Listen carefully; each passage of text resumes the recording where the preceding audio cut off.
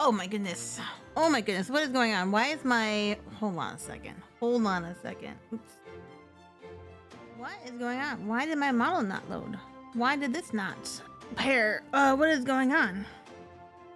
Why did this not pair correctly with my computer? You guys. We're gonna make this, we're gonna make this work.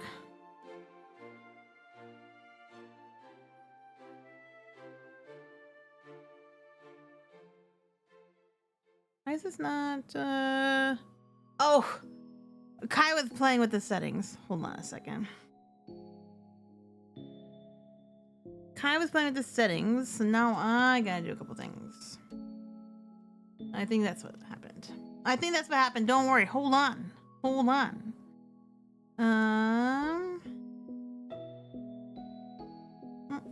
Let me make sure this is all set the same. Okay, it is.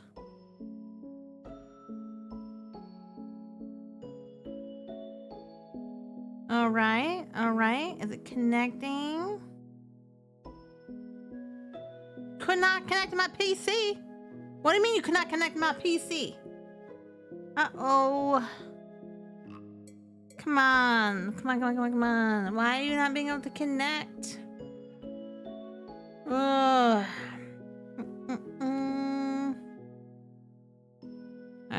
Guys, hold on.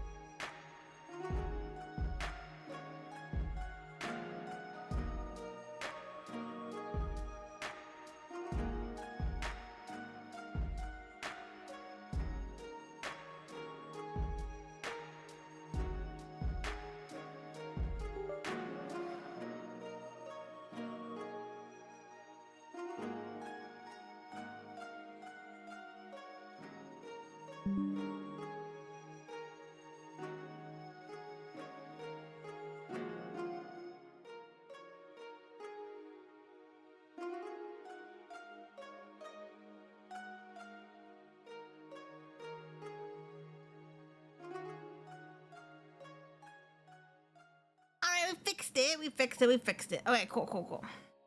I was having some weird issues going on, but we are good to go and we're here. We're reconnected. It's all good. All good.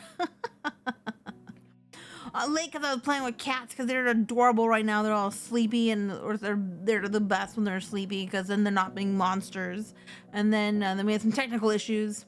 And now we're here. All right. We are good. We're good. We're gonna kind of get right into it. I want to see if we can level up. Excuse me. Level up. I mean, I wish they were all sleepy. Oh. Is the big boy not sleepy? Boots has become a very big cat he's not even 6 months yet. I'm a little concerned what that means for his final growth because he's only about 4 months right now. But he's well on his way to becoming a chunky, not chunky, I shouldn't say that. He's just big right now. He's just bigger than the others. Boots and cuddles, but only one is being an issue. I absolutely adore Cuddles, you guys, even though she's kind of a special kitty, okay? Oh, I want spinning initiative. They're so cute. All right. Okay, you guys.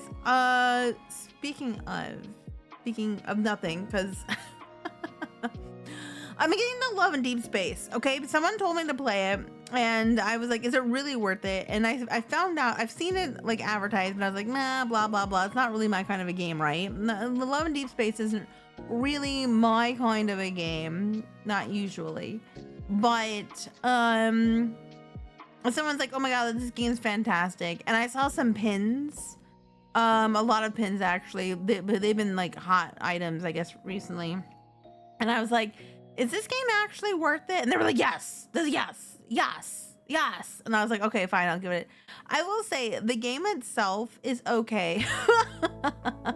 Pins, it's always the pins. I didn't buy any pins, okay? Because I had no idea about anything about Love in Deep Space. Although now that I'm thinking about it, I'm like, there's the character I don't have yet that had a really cool pin because he's got like a half, it kind of looks like a dragon, like he had like a half dragon body. I was like, oh, that pin looked really cool. But no, I'm trying to be good and not buy, like, I'm not even allowing myself to buy alien stage pins. I almost bought some alien stage pins the other day, and I was like, no, you've got enough with the Hell of a Boss, Has Been, and now K-pop Demon Hunters. That's enough fandoms to buy pins for. Don't get sucked into it.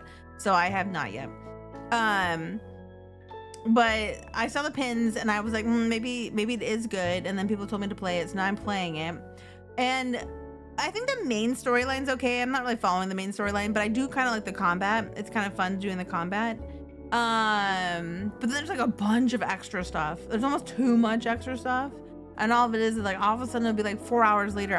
No joke. I'll be like, I'm just trying to get all my experience. I'm just trying to get all my experience for a day. There's too many things going on. I don't know. I wonder, just if you guys have been experienced with Love in Deep Space, I would love to hear your thoughts on it. But as of now, hey Cal, I hope you're doing well today. All right, we're gonna get into some Exocolonist. All right, let's do that. Let's get that going. Get going.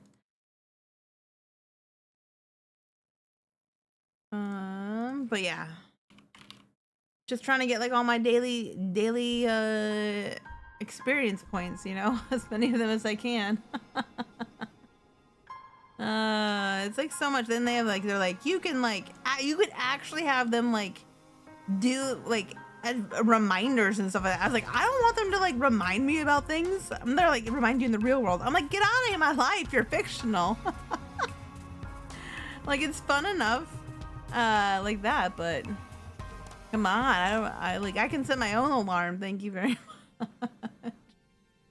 All right, so we are, how old are we now?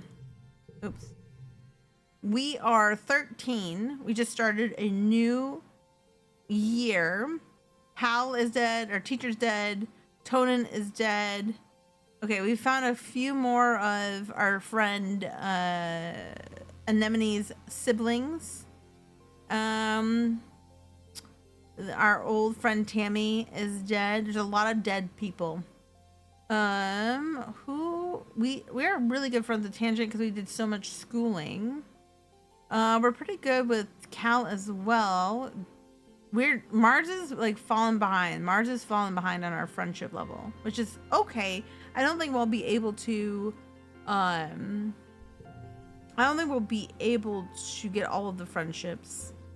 We're on our way to creativity. If we get to 35, we get a bonus. Although we do need reasoning and there's so much to go for. And I'm wondering if I should go for combat too at some point. But let's see what we can do. Tangent standing still with her face held up to the sky, letting blue snowflakes land on her cheeks. They melt almost immediately. She doesn't move as we approach. After a minute, she winces and rubs her eyes. It stings, she says, because it's made of acid. Acid snow? Tang nods. The HoloNet entry says it isn't harmful. It freezes at 12 degrees Celsius and turns into tiny crystals that are so heavy that they fall from the clouds. You can see them under a microscope. She sticks her tongue out and lets some flakes fall in it. It tastes kind of sour but sweet, she observes. Fascinating. Tang pulls a sample jar out of her coat. We know what it's made of, but our understanding is incomplete. she says, and places the jar on an outcropping of rocks. The big mushrooms changed in shape and color before the snow began to fall. I wonder, is there some sort of signal that precedes the changing of the seasons? What happens if I expose samples collect in dust season to snow from quiet season? A small excited smile creeps across Tang's face. There's so much to learn about this planet. I can't wait. You and your brother are so much alike. Tang narrows her eyes. Yes, we used to get that a lot, she says. I guess it's still true. If you think sneaking out of the colony is the same as valid scientific research. She frowns at you. He's so dumb, she mutters and shoves her hands under her arms. He only cares about feelings, especially his own. Ooh, interesting. I think for him I needed bravery, which I'm not very high on. Next time we can train is at 40. No, 80. Dang, and my toughness is at 45. Okay. Done here. I don't know. Okay, we need to get bravery up to 20.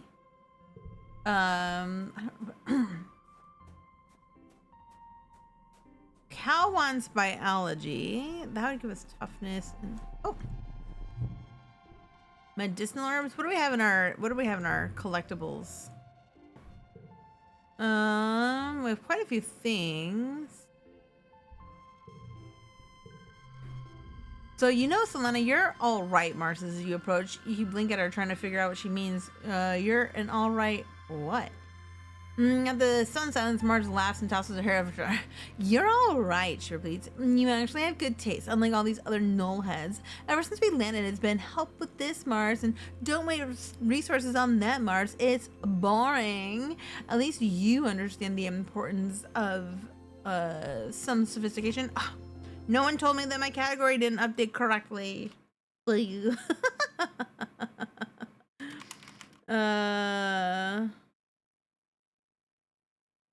All right, there we go. Now it actually updated. What is it? At least in of sophistication. You shoot the breeze with Mars a bit longer. At some point, Dis skulks out of the living quarters and has to pass by you both. Clearly trying not to draw your attention. Ugh, where's he going now? Mars mutters to you, then raises her voice so Dis can hear. Try not to get eaten by aliens, she goes to Dis. If you die there and they can't use your body for fertilizer, don't be a waste. Honestly, shut up, Mars. Dis is cool. You say it loud enough for Dis to hear. He looks at you with wide eyes before scurrying towards the walls. Oh, we get -1 kudos. Wow. Huh, Mars says with a little smile. No accounting for taste. She seems to respect your challenge to her. She watches Dis disappear from sight and then shrugs. Maybe you can get through to him. I've tried, but he doesn't care about contributing to the colony or being popular or earning kudos or anything important. What do you contribute, Mars? At your stunned silence, Mars laughs and tosses her hair over her. You're all, oh wait.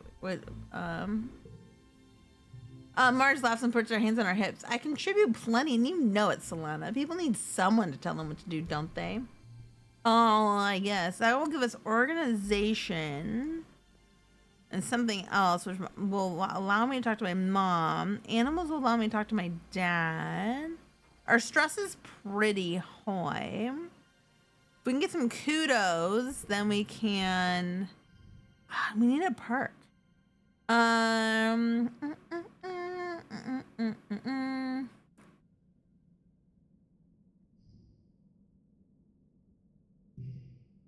Maybe we should do that. That might be better for now. Okay. Put their persuasion now up to what? 24? Okay. Let's do the creativity. I think we're gonna push for that. So that would be study humanities. Yeah, okay. You're doing creative writing in teams where you're paired with Mars. You wish it was Tang. She's always does well. The theme is Earth's natural environment. Mars takes the topic at face value and wants to write about how beautiful everything was on Earth, with blue skies and green plants everywhere, a huge ocean that went forever. It always looks gorgeous in the carefully staged movies you've seen on Holovids. So we can either do that or we can write about climate problems instead. If we do that, it's 2, and we get a +1 if the card next to it is a blue card. Or we can get a 3 with learning about Earth. So where are we? We only have a couple. Well, we do have a fair amount of 3s, a fair amount of 2s.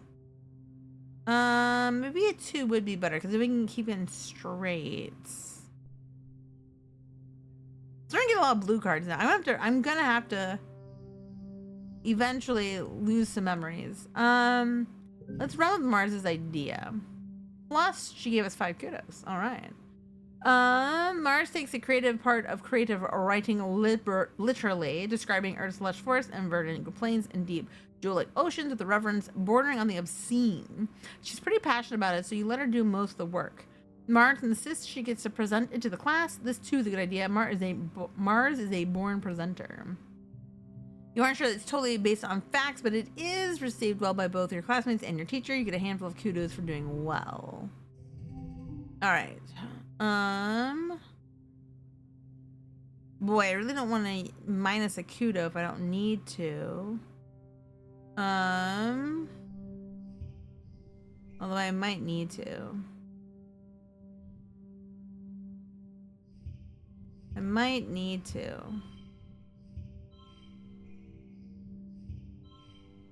The only way...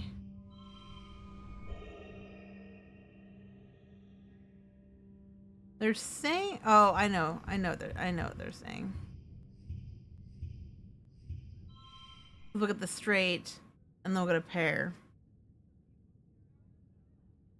Oh, we get to minus the kudo, so we'll be down to 5. I guess we should take the win while we can.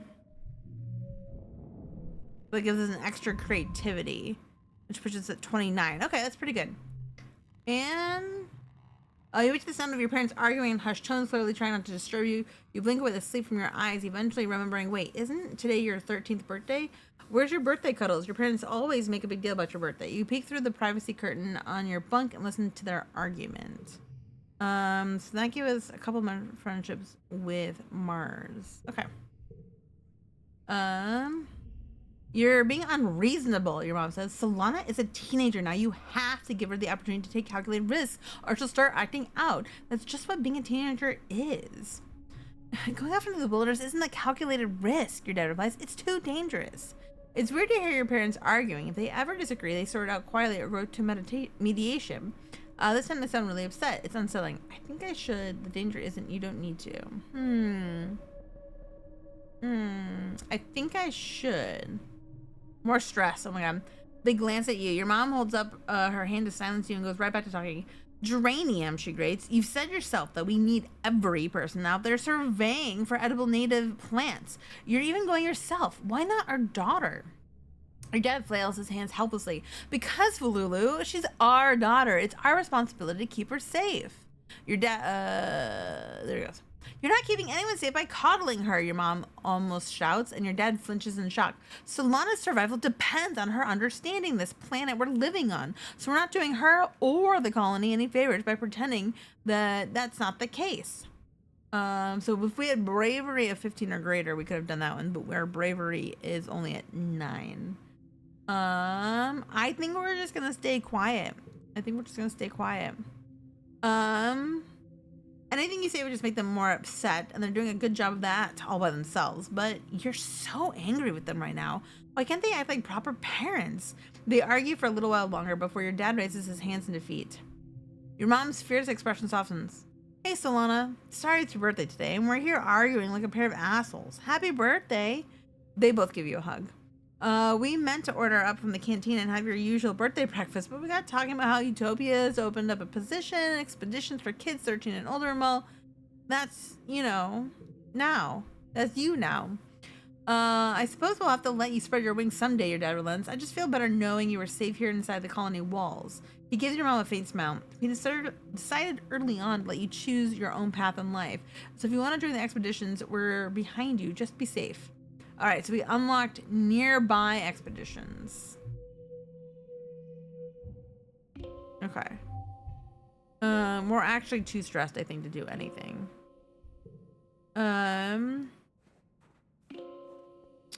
Let's see if there's, I'm just curious if anyone's got, okay, no one's got anything going on. Oh, our dad does.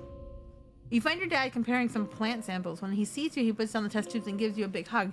Kiddo, he exclaims and kneels down to look you in the eye. I've been thinking, I wanted to say, I'm sorry your mom and I were arguing on your birthday. We disagree sometimes, just like every couple, but it's unfair that you had to see how the sausage gets made. I was really upset. Oh, we could see that. No, okay, let's do that because we have the persuasion. We got more kudos. Okay, cool. Your dad's face falls. I know. I'm sorry, Gooseberry. Here, I hear the depot's open now. Go get yourself a piece of candy or something on me. Your mom and I talked about it. He continues. We're both just really putting our everything into the farm right now, and it's making us kind of snappy. You don't have to worry about it, okay? He squeezes you in a hug. If you want to join Utopia's exploration team, just be careful. It's dangerous out there.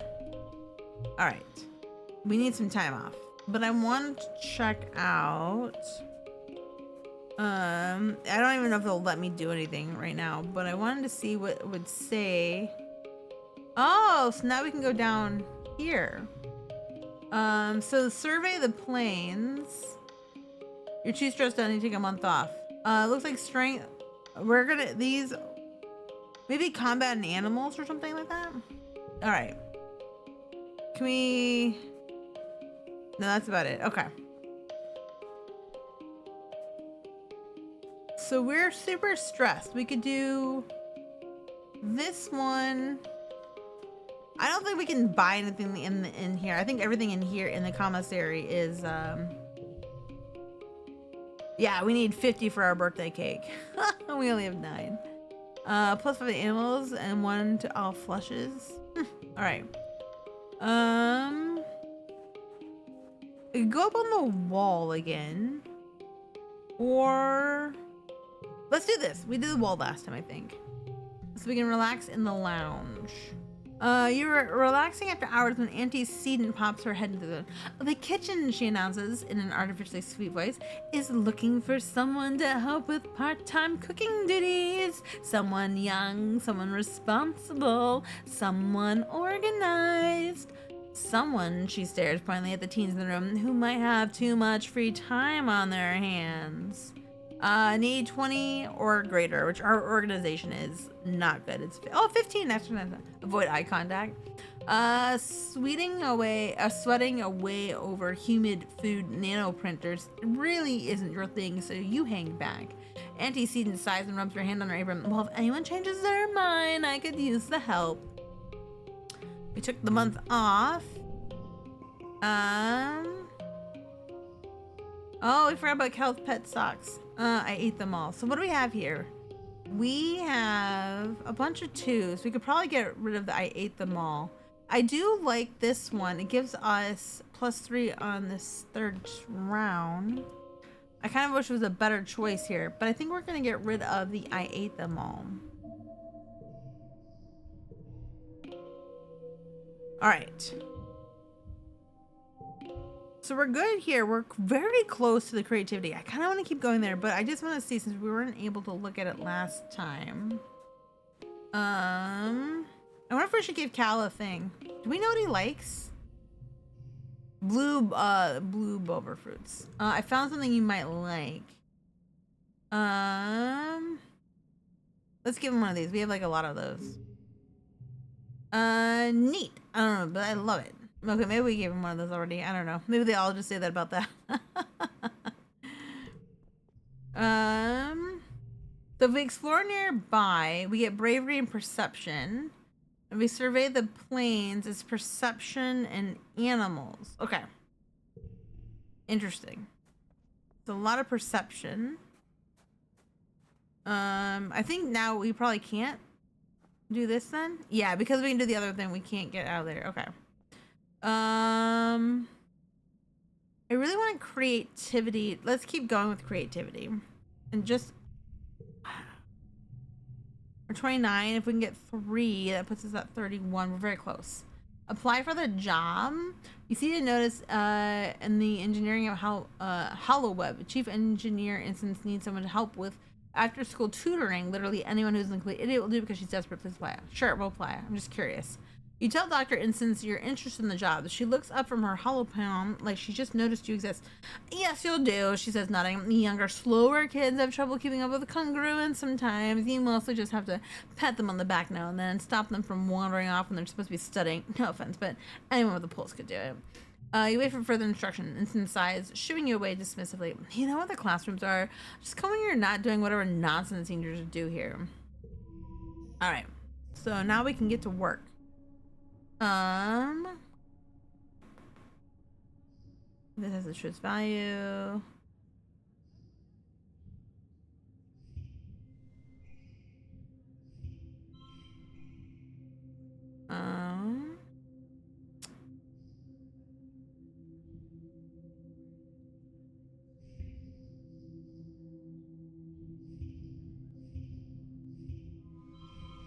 I guess it's 25.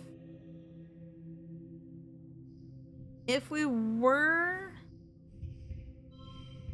this way, we get 26 super goal. Okay.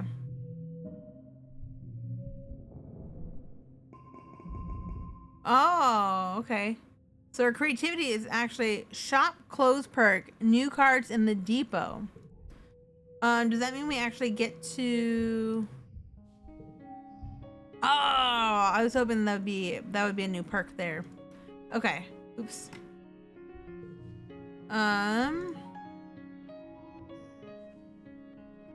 Creativity level 1, shop closed, new cards in the depot. So that means I only have 15 kudos. Does that mean there's new? Okay. Damn, 200 kudos? 100? Look at all these things. Draw 1 extra card. Empathy.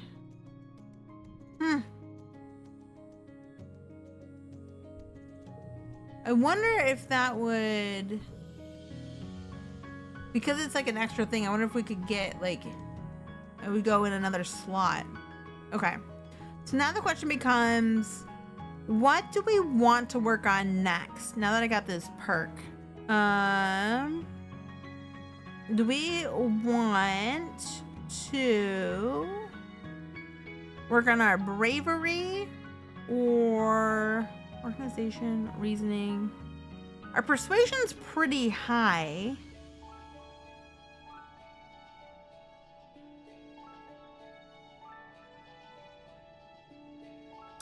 I'm thinking about one of these other ones. Reasoning and organization. Organization's for my mom once though, and I'm not really. Oh. Your dad was sniffling and sneezing pretty bad this morning. He collapsed around this time last year, so you've been feeling anxious about his health, especially now that the pollen is back. He was working hard in the fields, respirator hanging from his neck as he grunts and shovels dirt into a wheelbarrow. He sees you coming and stands up straight, coughing a little as he stretches his back. Hey kiddo, what brings you around here? Dad, you have to wear your respirator. Your dad makes blah blah blah motions with his hand. I do. Don't look at me like that. I'm just getting some fresh air. It's hard to breathe with that thing on. I'm racing to get these extra pixie beans in the ground, he continues. We're all set to have a great harvest this time in Venturnalia. He leans on his shovel, tucking one foot behind the other and rocking back and forth. Truth is, I've been working like a dog. I'd love to get out of here for a while. Hey, what do you say you and I go for a little walk? He says, brightening. I know you don't get outside the walls much either, but we could do a little nature walk. I study all the plants and the foragers bringing back, but I've never really seen them in the wild. Let's do it. Awesome, your dad explains. I knew you'd pick up what I'm throwing down. Your mom doesn't see the draw, he continues, flipping his shovel over his shoulder and picking his way carefully out the turn fields. She likes what she can control, you know? But there's a whole planet out there and I want to go explore. He stops and doubles over, suddenly racked with a coughing fit that makes him unable to speak. He tries a few times to catch his breath, but each time he just starts coughing harder. The ping pong in the air swirls and eddies around you both. Maybe you should stay indoors. Oh, your dad wheezes. You're just like Instance in that old stick in the mud. I remember when we were younger, she was always walking around with her nose in everyone's business. She always thinks she knows what's best for people. Despite his brave words, he has to hold on to you for balance as he catches his breath again. Okay, Maybe now's not the best time, he gasped, finally putting his respirator back on. But you and me, we have a date with the outside world, kiddo. I'm taking a rain check. Oh, he says, his eyes red rim and streaming out from irritation. I can't wait until Instance figures out a treatment for this shimmer thing. She says maybe next year, maybe the one after that. I'm gonna be first in line, you bet. Our dad's gonna die before we can do anything about it. I think persuasion can only be done in the humanities. Maybe not. What do we get with the organization if we do some jobs up here? There are 2 jobs. We can deliver supplies, which was perception and organization. Our perception's actually pretty high. Or we can work on the depot, which is 2 organization and 2 persuasion. 2 and 1. But that's organization and perception. I was hoping we could get a persuasion. Oh no, this is persuasion. Okay, this is perfect. We'll do this. Work on the depot. That'll be both persuasion and organization. That's what I want to focus on now.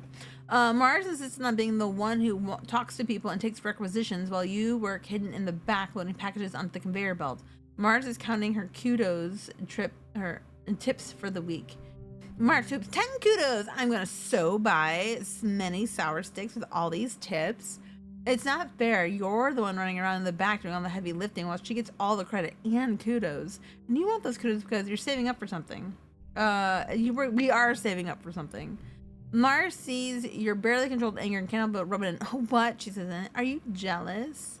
If we had a 10 or greater bravery, we could lose our temper.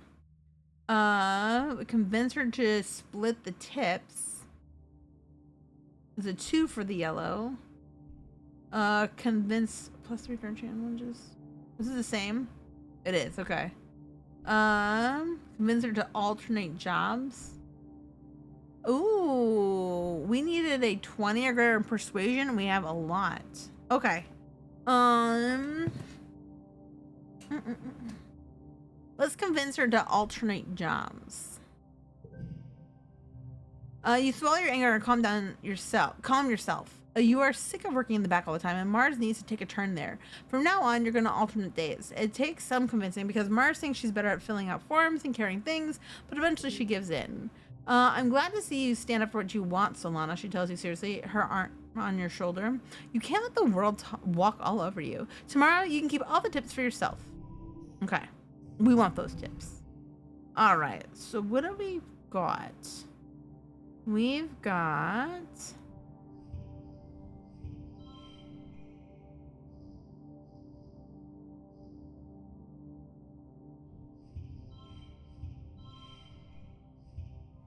I guess this is just enough. But if we were... do that, that does not give us enough. Okay. I guess it's 18.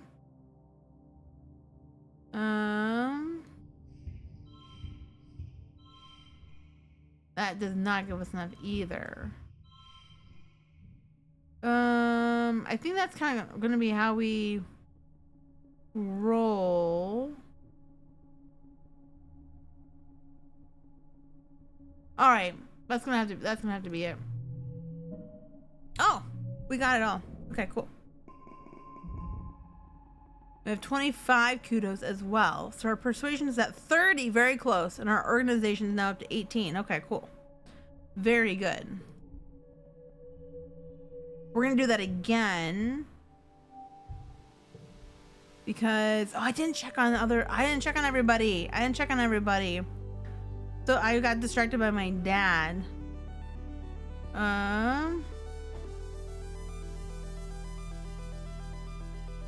Okay. We're gonna do that again because that is exactly what I want to work in the depot. It's been a while, but it's time to attend a meeting of the Secret Fun Times Club. Mars started the SFC years ago when you were little kids. Tangent and Tammy agreed to join at the time, but then y'all got busy with other things and forgot about it, and then Tammy died. And you meet in an unused conference room in Command, which Mars says is perfect for a secret club. Club President Mars brings the meeting to order. Tang, Vice President of Writing Down Secrets, records the meeting notes in her holopalm. As Vice President of Fun Ideas, it was your job to come up with something for the club to do today. You chose making friendship bracelets and brought all the supplies you'll need. Today, Mars announced, we're going to make friendship bracelets, and I have an even better idea. We're going to sell them to people for kudos. And that isn't really how kudos are supposed to be used, but Mars is hard to argue with sometimes. The three of you spend the afternoon braiding bracelets out of recycled bits of wire and bright plastic packing strips. Your hearts aren't really in it though. All three of you know that Tammy would have been much better at this than you. Making friendship bracelets was one of her favorite things, and she was always giving them to people and didn't expect anything in return. It's eventually Mars who calls the meeting early. She takes all your misshapen bracelets and looks at them dubiously. I don't know if these people want to trade their kudos for these, but I'll do my best. I'll put the kudos in the club treasury. Meeting adjourned. You ask Tangent if she thinks Mars is actually going to sell them. I think so, Tang tells you. But the club doesn't even have a treasury. She'll just keep the kudos for herself. She doesn't seem to care. All right. So when you get to 17 again,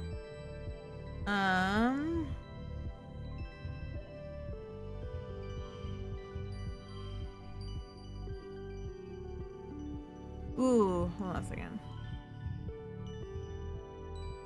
Carpets become blue. Oh.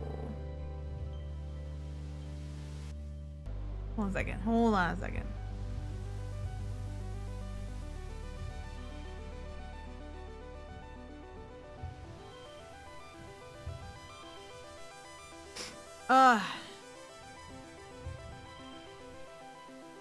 And I think this is 15.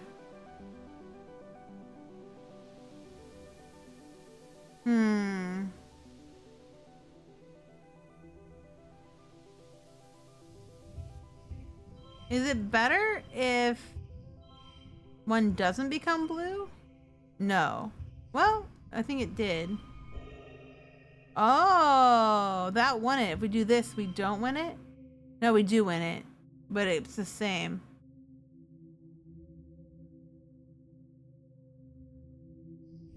Yeah, it's the same either way. So we can win like this. Okay.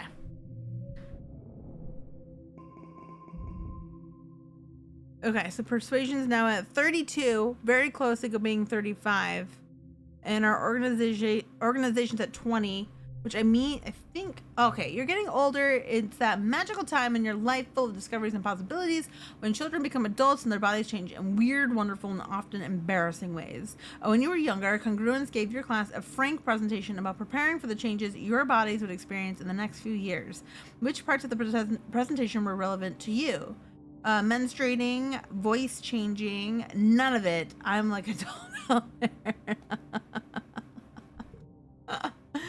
Thanks to gene tech, your body doesn't need to conform to expectations of sex and gender. It's the future. You and your friends giggled your way through Congruence's presentation and left with a new appreciation for the wonders of the human body. Puberty had felt like something that would happen so far in the future that it didn't apply to you. You put it out of your mind, and even as you notice Cal's voice beginning to drop, or more starting to dress differently. Until one morning you wake up and something feels different. You can tell you're in a weird mood before you even open your eyes. The sound of your parents moving around your quarters irritates you. Why can't they be quiet? Why do you have to live in the same room? Can't they just leave you alone?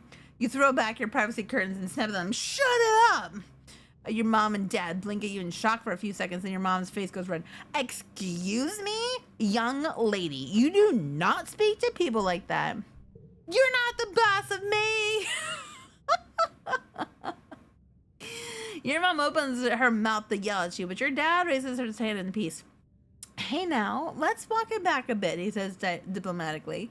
Solana, you can't expect total silence when we all live together like this. If you're cranky in the mornings, you need to go to bed earlier. Teenagers need more sleep. Your mom opens her mouth again, but your dad continues. Fululu will try to be quieter. Solana is telling us that she is starting to need more space, right? And he's so reasonable, it just makes me even more angry.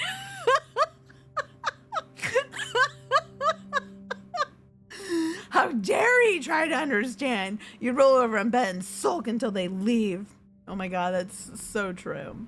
You end up sulking for so long that you missed the window for breakfast in the canteen, so now you're hungry and upset. You scroll the colony social media to try to take your mind off whatever's going on with you today, and happen to see a photo of your friends hanging out together in the construction lot beside engineering. That makes it worse. Your friends are having fun without you. Even though you chose to skip breakfast, it feels like a personal insult. How dare they? Don't they know you're sad? What is happening? You feel on the edge today. Like everything that happens feels so unfair and tragic. Like you want to punch stuff and then cry about it. Like you want to be left alone. But you also desperately want attention. Feels like the font of new energy is starting to bubble up inside you. Dangerous, uncontrollable energy. Welcome to puberty, Solana. All right. We are... There's Mars. And furthermore, your attitude towards your elders in general is entirely disrespectful. You find Utica delivering a scathing reprimand to Mars, who's doing her level best to look like she'd rather be anywhere else. Our friendship with her is at 20, okay. You speak out of turn. You question the council's decisions. If you disagree with an order, you simply do not do it. I could go on. Do you need me to? Mars goes, no, she replies. Utica closes her down. I honestly thought better of you, Marzipan, she just says. You have the sort of natural leadership ability I remember from when I was a girl many years ago. Marge doesn't roll her eyes, but you get the sense it's a close call. You need to set a better example for the other children, Utica continues. It's okay to have your own opinions, but you kids can't just do whatever you want. You'll have to follow the rules and respect your elders. I am setting a good example, Marge retorts, stomping her foot. Hello? The only reason we're here is because a bunch of people knew living on Earth was nonsense and decided to do something different. You got like scandalized, but Marge just continues. Maybe kids should have more authority. We're the ones with the new ideas that will take us into the future. Let's go, Marge is right. See? Marge insists. Everyone agrees with me. You might be on Vertumna, but your ancient old brain is still stuck back on Earth. She takes a deep breath and for a moment seems much more older. Governor Udicat, we need higher walls and more aggressive farmland clearing, and we need it now. Are we here to stay on this planet, or are we just gonna sit around till the jungle swallows us back up? Udicat's mouth opens and closes a few times, but she puts her hand for it. Both of you get back to your duties, she sighs. Marzipan, we will talk about this later in private. Back to your duties. All right, I can talk to my mom now, I believe. Yes, so that your daddy's joke that your mom got her prosthetic leg so she could run faster than everyone else before you had Gen Tech.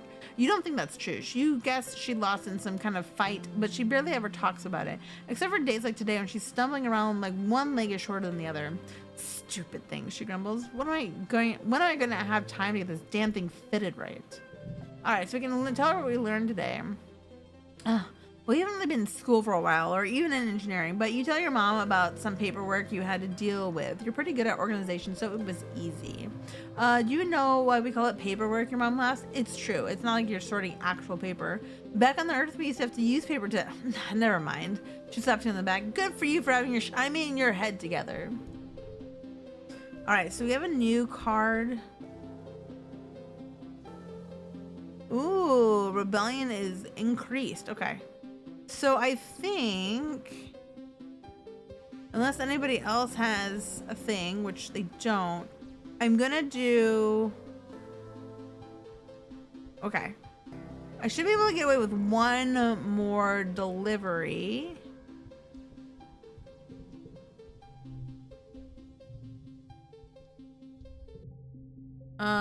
Food,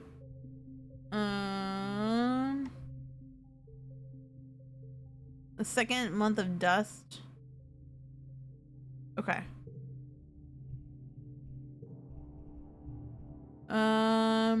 Persuasion.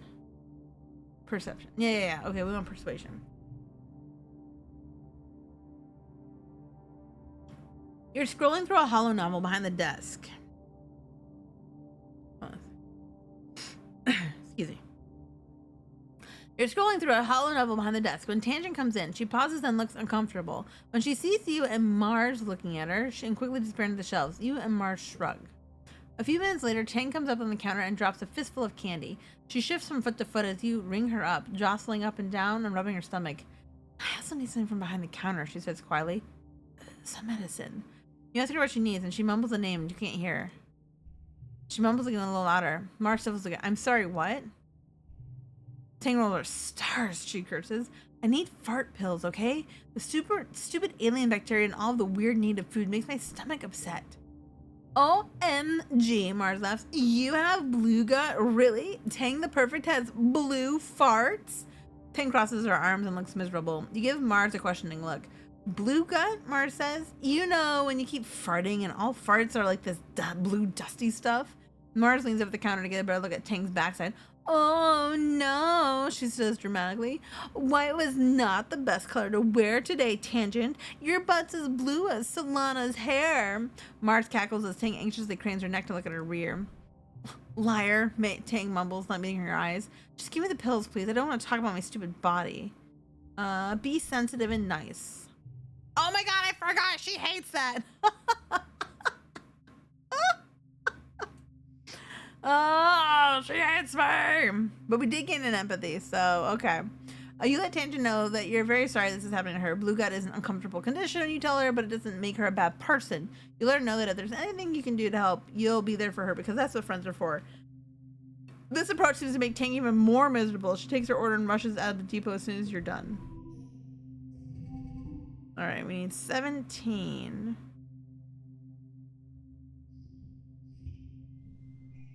Oh, okay. I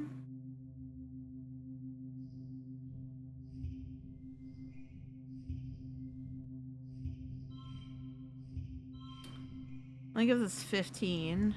Give this 12. There's the straight.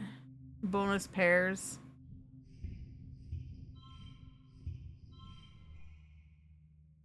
Huh. Oh, hold on a second. Give this 12. I think the straight is the way to go.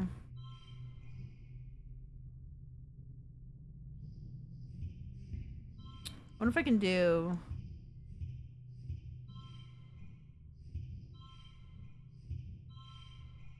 14. I think I got more this way. Yeah, I gave us 15. I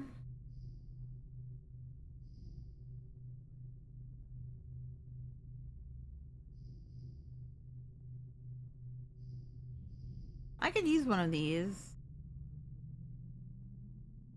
If I... Okay, if I do... How do you use this?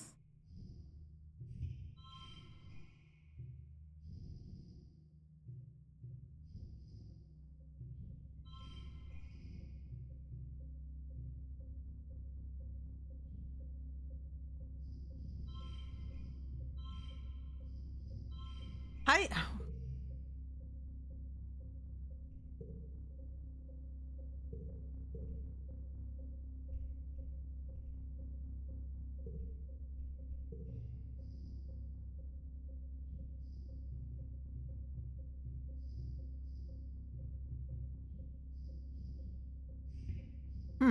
Okay. I was gonna like...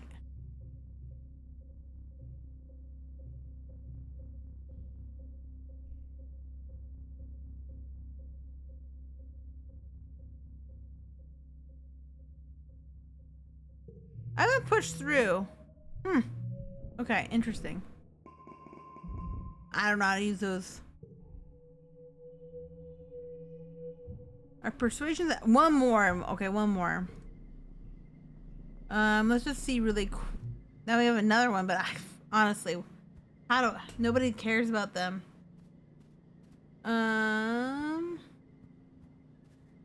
All right. One more and then persuasion will be good to go. Plus we'll have 50. We should have, I don't know if we'll have 50, but we'll have a lot of kudos. Let's work on the depot. Mars has asked you to recruit some new members for the Secret Fun Times Club. Who do you approach about this fun, exciting opportunity to make friends and be your own boss? Nem, obviously. Dis or Duh is Cal. Nem, obviously. Club, Nem says, scratching her nose with the back of her hand. I guess I'm already in a club though. I'll do it, but you gotta hold the meeting club during Blur because I have sports ball practice during Yelly. Duly noted. You'll tell Mars when the club meeting's his second son. It shouldn't be a problem. Nem startles you by jumping to her feet. Cal, hey Cal. Cal stops what he's doing, tries over. Nem swings her arms around the shoulder. Do you want to join a secret club? You make the universe sign across your neck for stop talking, but Nem just grins. What kind of secret club would take me and Cal? Take me and not Cal. Looks like you got 2 for 1. Nem and Cal are both at the next meeting and very excited to be part of the group. Mars is excited to have more people to boss around. And then it can be vice president of kicking stuff, Mars announced. You know, for if we need extra security or like if we need to open a door and can't use our hands. Cal will be vice president of transportation, Mars continues. Cal pulls out his hoverboard and grins. That'll be useful if we have to get somewhere fast or if only one of us does anyway. He can deliver secret messages too. Mars makes them raise their hands. Do you promise to always be cool kids and do fun stuff together and never tell any adults about the Secret Fun Times Club? Cal and Nem agree readily. All right. Make it to 20. Ugh.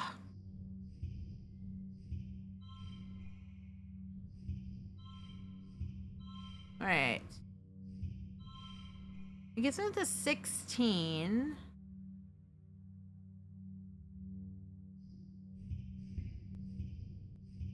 Gets me to 18.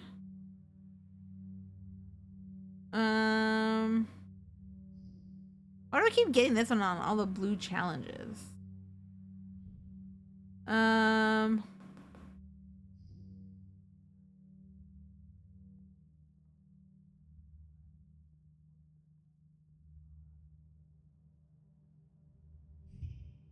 Oh, card becomes a 2 right there. Maybe we should do this.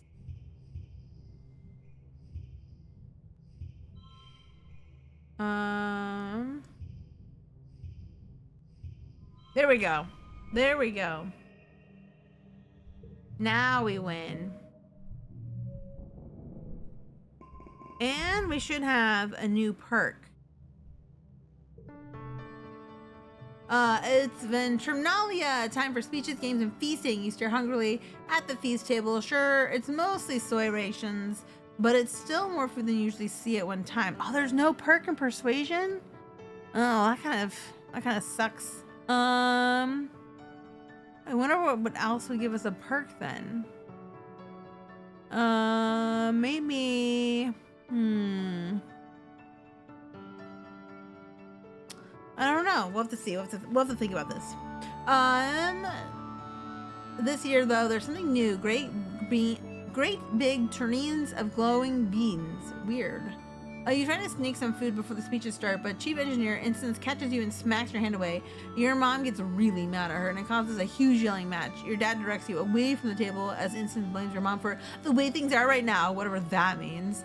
Your dad passes you a soy sweet to keep your tummy busy during the speeches. He's the best. Governor Edicott takes the stage and manages to calm everyone down. Welcome everyone to our 4th Ventrinalia celebration, she says, speaking through a maxiphoner. Her voice has been getting weaker lately, and can't reach across the score the way it used to. I'm proud as always to stand before you as your governor and to celebrate another year of peace and prosperity on this beautiful planet. Edicott steps aside, wobbling a little she walks, leaving Seek to complete the annual formalities. Your mom says forward, this year's feast includes new glow-in-the-dark food. Pixie beans are our first domesticated Ventrina crop. The crowd applauds and your mom raises her hands. Credit goes to Geranium. He insisted we dedicate a third of our field to them, so you'll also have him to thank for the light show in your toilets tonight. A smattering of laughter ripples through the crowd. Your dad chuckles nervously. Your mom's smile fades. As you know, we lost our hydroponics and microbial soil during the wormhole accident, she says. These pixie beans won't make up for the losses we face with our earth crops. Udicott's weedy voice rattles to the maximum. Thank you, everyone. Let's get on with the games. The crowd packs away the chairs as the children gather in the square. Which competition do you participate in this year? So we've got the the talent show. We still need a lot more for reasoning. Our close to organization. Let's try. We have a lot more creativity. Let's try the talent show again. Distant Mars are your competitors for the talent show. Just is up first, and he stomps on stage wearing a silly top hat and cape, waving a magic wand. He introduces himself as Dis, the destroyer of reality, and tells everyone to step back because he's going to pull a hot pie from his hat. He takes his hat off his head, and very surprised, hot pie falls out and boings away into the crowd. Predictably, this episode strikes, and he flees the stage in embarrassment. Mars takes the stage next and launches into an incredible lip-sync performance, complete with holographic fireworks at the end. Passing you as you go take your place on stage, she sticks her nose there and wishes you luck following that. It's your turn. What do you do? Can't you play the phono more? You do a juggling act? Or do a bigger, better loop? No, let's do the juggling act. I think that'll be better. A goal of 61. Holy shit.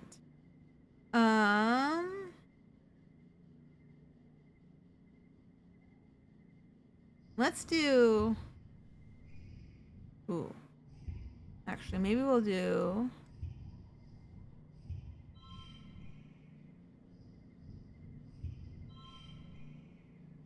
All right. Next round.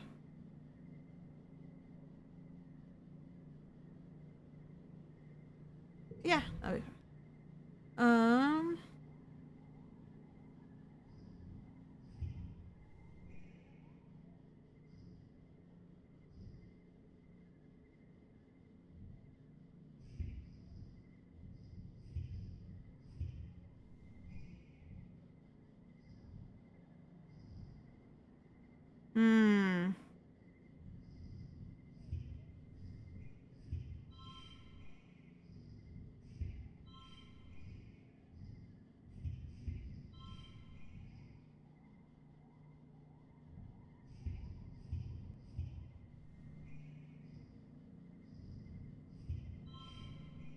I guess it's 15, but then we'll miss out on that. Oh, it's a 2 now.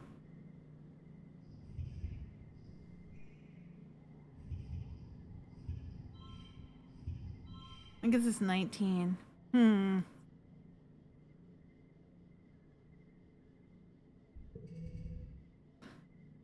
All right, what do we got?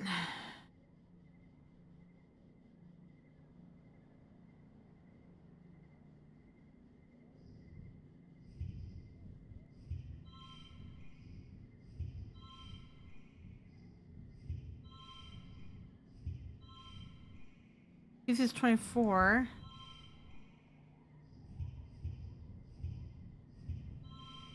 $20.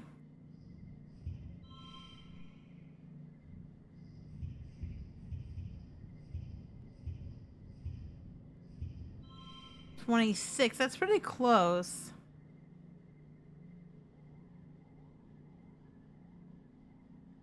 Let's push through stress.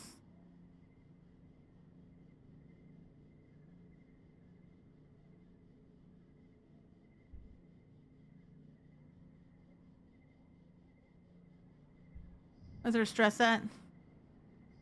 And let's just give up. We're defeated. But we got kudos. No matter how good your routine is, no matter you're no match for Mars colonies, triple threat, no, quadruple threat, quintuple. Mars keeps adding more things to the list. She's good at. She accepts her award. Afterwards, she shakes your hand and thanks you for actually giving her a challenge this year. So now we're at 20, 24, 37, 30, and 37. Okay.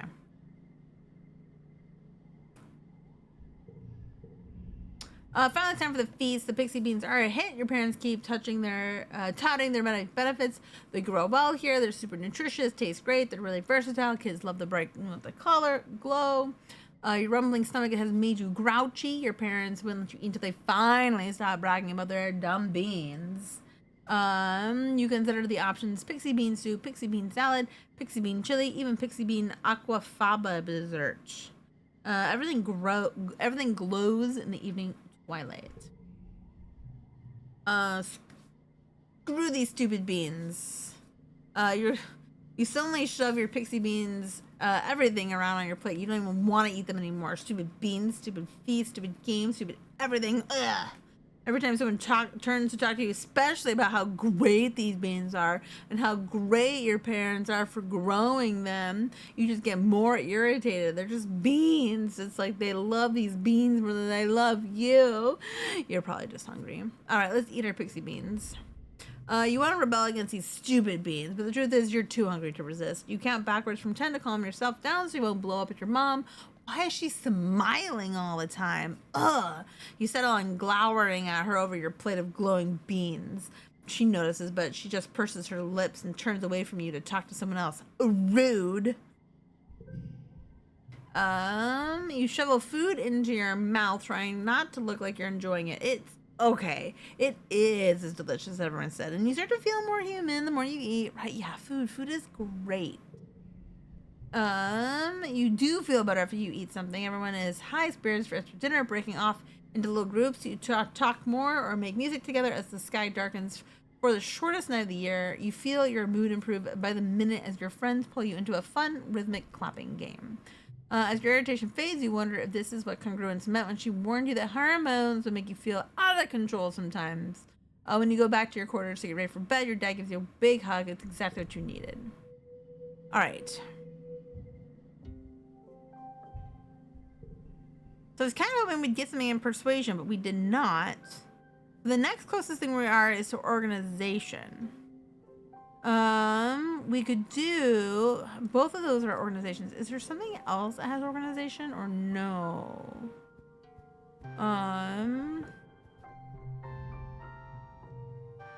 No. Persuasion? Wasn't it 20? We could talk to Mars and get something at Persuasion 20. Mars' little twirl showing off her charming dress. You wouldn't believe how many kudos I need to use to nano print this dress, she says loftily. I wouldn't be bothered telling you. It would only make you jealous. Boring. Mars is always talking about how bored she's bored and wishes there was more to do here, but there are 100 reasons for Trumna isn't boring. You try to list them all. There's all the cool plans and new constellations to look at, and just yesterday you watched a Dorbs moth squeeze through a crack into the wall no animal should be able to fit through. Mars listens politely but starts yawning halfway through. Less bored is still bored when it comes to Mars and for Trumna. Alright, there's that.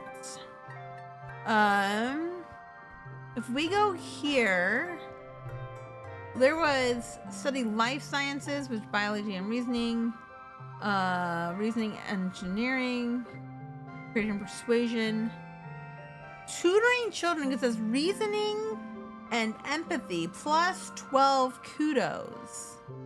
Our reasoning is really low, and our empathy is really low. I really wanted to kind of get the organization done though. All right, 12 kudos is quite a bit though. Relax on the walls, which you don't really need. Combat and animals, and then bravery and toughness. Bravery is pretty low too. I really wanted to try to get that organization up a little bit. Was anything down here also organizational? Oh, hold on a second. You slip through the colony gates, feeling the breeze from the mushroom forest ruffle your hair. You look around for Dis, but he's nowhere to be seen. Maybe he went to class today, probably not. As you're about to return to the colony, you hear what sounds like crying coming from the expedition vehicles. You pull back the tarp that keeps it from being blanketed with fungal spores and find Dis curled up in the cabin. He wipes his eyes and turns away. Go away, he mutters. We still don't know what his augment is, actually. If in the first or last one. All right. Are you okay? I'm fine. Just leave me alone. Oh, okay. We have a high persuasion. All right. This is a great hiding place coming in. You pull back the tarp and slide in the cabin of the vehicle. Dis continues to cry, but softer now, as if he's trying to stop but can't quite manage it. His lower lip trembles. You're like you have friends who care about you, he sniffles. My mom is gone, and my sister thinks I'm stupid. This is quiet for a long time, almost long enough that you begin to consider actually leaving him alone. Just before you do, though, he speaks. I'm never going to go back to class, he says. I hate being around other people, and I hate doing schoolwork, and I double hate it when the teacher asks me questions. I'm not Tang. I don't know stuff like she does. A disc kicks at the console of the vehicle a few times. Bang, bang, bang! Then bursts out into tears again, pulling at his hair. I'm just dumb, okay? People ask me questions, and I freeze up, and I say something stupid, and then everyone laughs at me, even Tang.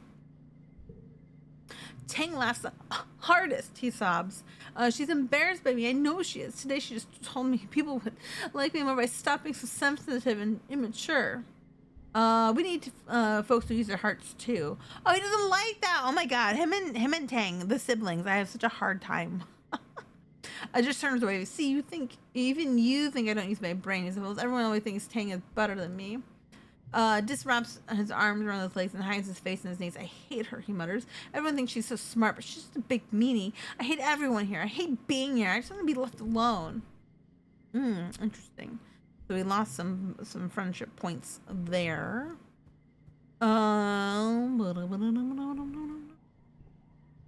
This is just bravery and perception. Perception and animals. Okay. So if I want the organization, it looks like I have to go back to working. Oops. Because this is just toughness. Yeah. Okay. So organization. So we're very close. We're at 28.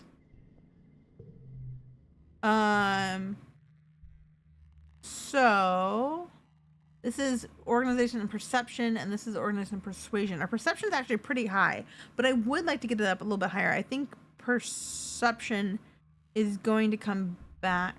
What do we get? We get 9 kudos and 5 kudos. We actually get a lot more kudos though. Visit the supply depot. 5 to empathy and bonus straights. Bonus. Oh, flushes. Flushes will help. Let's buy this one. That leaves us with almost no kudos, but I'm going to bonus to pairs. This is the flushes. We get a lot of flushes. So our animals now, persuasion's back to 32, which is actually, maybe that's why. I think we needed 35. Okay. And our animals at 14. Okay. So we will do, then we're going to work on the depot. Plus we get the most kudos as well.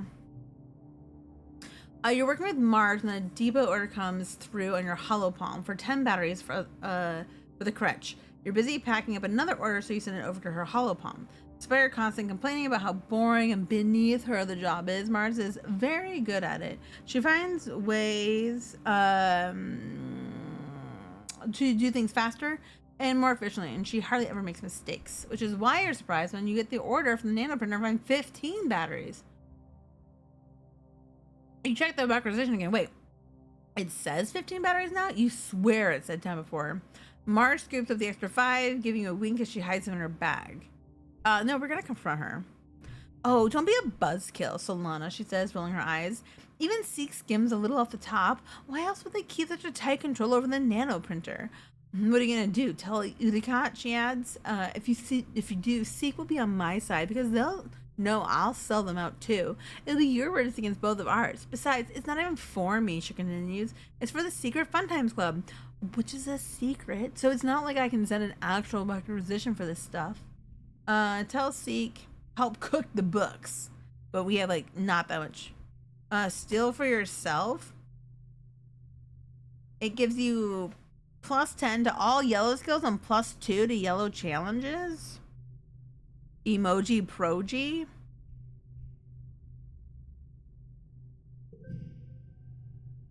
Oh my god, they give us a 30 rebellion. Good thing our rebellion is pretty low to start with.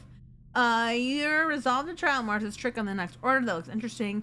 When a requisition comes through for an emoji proji, you change the quantity to 2. Sweet, you've always wanted one of these. It projects your emotions into the little holograms around your head like a manga character.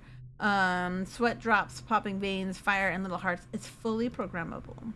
When you first try it out furtively in the back room, projects blue anxiety lines onto your forehead. And it turns out doing petty crime is pretty anxiety inducing.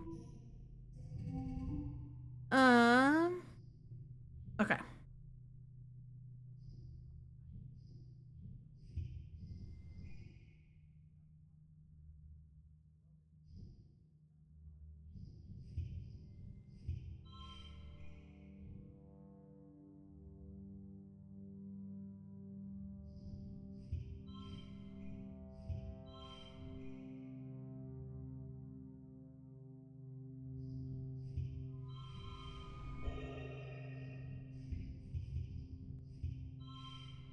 Okay, so it was better this way.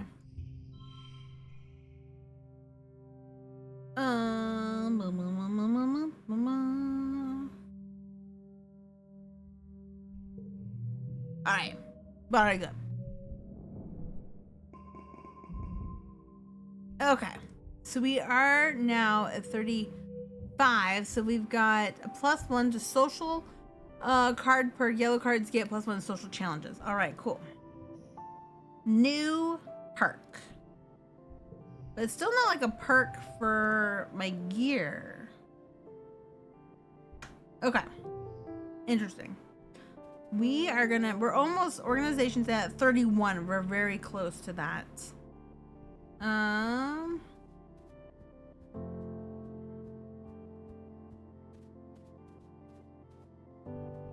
Our friendship with Mars is actually going up quite a bit now because we were doing that. Okay. Let's go back. We still have quite a bit of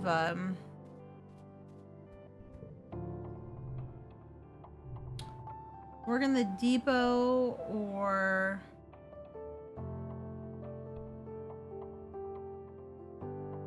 persuasion or perception. Let's do the deliver supplies. In another meeting of the Secret Fun Times Club, you're trying to figure out what to do today. It's your job as vice president of fun ideas, but you're having trouble coming up with something. Think, Solana, think. Oh, what's that smell? Tang asks as you join her. You think she means someone farted and you giggle. Then you can smell too. It's like burning mustard or spices, strong and acid. Then the overhead lights start to flicker. Oh, that keeps happening, Mars says like a shrug. With a shrug. Like the same time every afternoon. Nobody knows why. It's a mystery. She and Tang look at each other, then at you. A mystery? They jump to their feet. There's a mystery afoot, and the SFC is going to solve it. Tang brings up a fresh notepad on her hollow palm and adds 2 bullet points. Weird smell and flickering lights. Cal sniffs the air. The smell's coming from the vent, he says, pointing to the screen in the corner. You can get up and sniff. Or get a schematic to see where the vent goes. Let's get a schematic to see where the vent goes. You pull up a schematic of the ship on the hollow palm and track down where the vent goes. It takes a snaking route around the ship and connects to the cafeteria kitchens. It smells awful in here. Auntie Sedent is here, fanning the nano printer with a cutting board while it belches out foul black smoke. Oh gosh, kids, she says. Don't come any closer. The starting nano printer's on the fritz again. Everything that comes out is awfully burned, and I don't want you to breathe in the smoke. Every gosh darn day, she mutters under her breath. You look up. The lights are flickering here too. Did they see it? Wait. There. Did you see it? You take a closer look. There's some kind of black dust near them. That's weird. Little clumps of it are stuck to the walls and the ceiling and all around the outlet and the back of the nanoprinter too.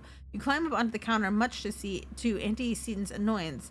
When you put your hand back in the black dust, your holoplan makes your hand tingle like it's vibrating slightly. Tangent climbs up with you and tries it too. Electromagnetism, she confirms. The ferromagnetic materials in our hollow palms are reacting to the presence of magnets or an electric current. I think this is dust. She makes a note. Electromagnetic dust. Auntie Seaton shoots out of the kitchen. Out! Go play somewhere else, my darlings. We've got supper to prepare. You follow the clumps of black dust through the lounge, down a long hallway to the children's crèche. It's quiet here, and instinctively you walk softly and stop talking. You slow as you approach the playroom. The crutch playroom is empty and dimly lit, except for the hollow projector and the corner showing a purple teddy bear, the one that electrocuted your friend Tammy. It keeps flickering on and off. Oh, we don't have bravery. What's our bravery at? 9! We could have gone first, but let's convince Mars to go first. As Mars steps in, all the lights in the playroom suddenly turn on. 2 musical toys start playing all at once, and a toy robot begins spinning in circles, whirring. Mars shrieks. Tinder rushes suddenly forward, grabs a glass from an art table, and slams it upside down on the counter. I caught it, she yells. This is a cute picture. You gather around to see. Under the glass are what look like 4 round metal things, like ball bearings. As you watch, one of them start to roll. It advances the edge of the glass, advances to the edge of the glass, then rolls in a ring around the inside. It stops, and a pair of long silver antennae emerge from the top of the ball. They click together, producing a bright spark of electricity. You all jump back. The other 3 balls gradually awake and begin snapping their own antennae. I think we're solved our mystery, Tang says with a growing smile. Sure enough, you find more magnetic black dust and something else. Tiny bright marks in the electric cord leading to the hollow projector. They must be feeding off the electricity, Tang explains, and storing it like a battery to use for self-defense. And this dust means to be their excrement. Fascinating. You report your findings to Dr. Instance. She discovers these pests have in fact been siphoning off electric current from your ship since it landed and are responsible for some dangerous power surges. One such surge must have been the one that killed your friend Tammy. From a quick look around the room, everyone knows it. Nem rubs Cal's back as he stares at the ground. We got 15 kudos for that, and gain the memory of the mystery of the weird smell. Instance sends you awesome kudos and thanks.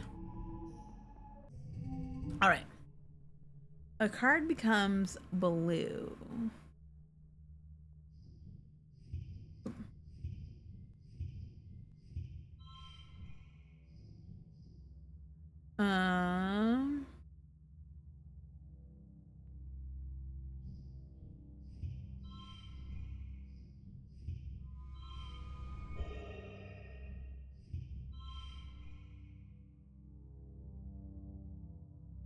I think it's gonna have to be as good as it. Nice. All right, cool. Organization is now up to extra gear slot. Equip an additional gear slot. Oh, sweet. That's what I was looking for. Next month, so we're in the early wet. All right, so that means we can now put on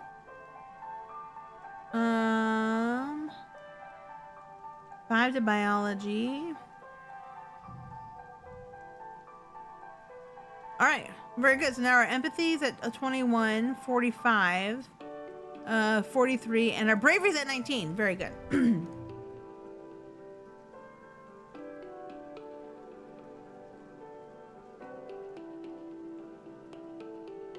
Okay. So we're gonna change tactics now.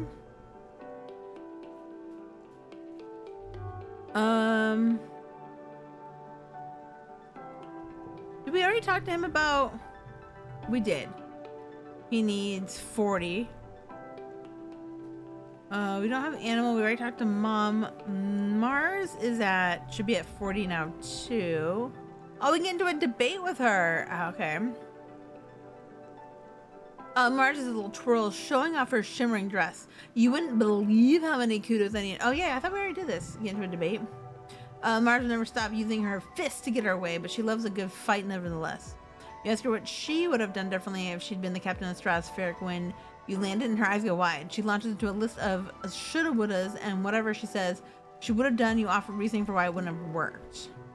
After a little while of this, Mars is positively invigorated. Wow, you really thought about all this, didn't you? She says, cracking a smile. You're totally right. It's a lot more complicated than just making decisions and telling people what to do. Thank you. It's so important to have people like you around to keep me on my toes. She cracks her knuckles. Okay, but when I'm governor, I will do so much better than all the adults can. March is waiting from a vid from Earth on her holopalm. She gestures you over and you sync your holopalm with hers. The audio track comes through your ear speak. Mars knows every word besides she recites the dialogue perfectly along with the actors. Since the day we met, I devoted my life to finding you. I searched every train station, every coffee shop, every museum and park for you, she says. And my every waking thought was only of you. Her voice was her. And I dreamed of you, she says. Every night, my heart called to yours in the dark. I never hoped to dream I would find you again. I'm here now, she says, playing the first part again. I'm here and I'm never leaving your side again. Mars drags her hands up and down her face and lets the couple and the vid kiss passionately. Ugh, she exclaims. I've seen this vid 100 times and always ends up making me want to yards. They meet on a train once and spend forever looking for each other. Like, move on, you know? It's not like living here where there's only like 100 people to pick from. You're in a huge city. Go find anyone else. Why do you keep watching him? Mars sighs exasperated. I've already seen everything else worth watching.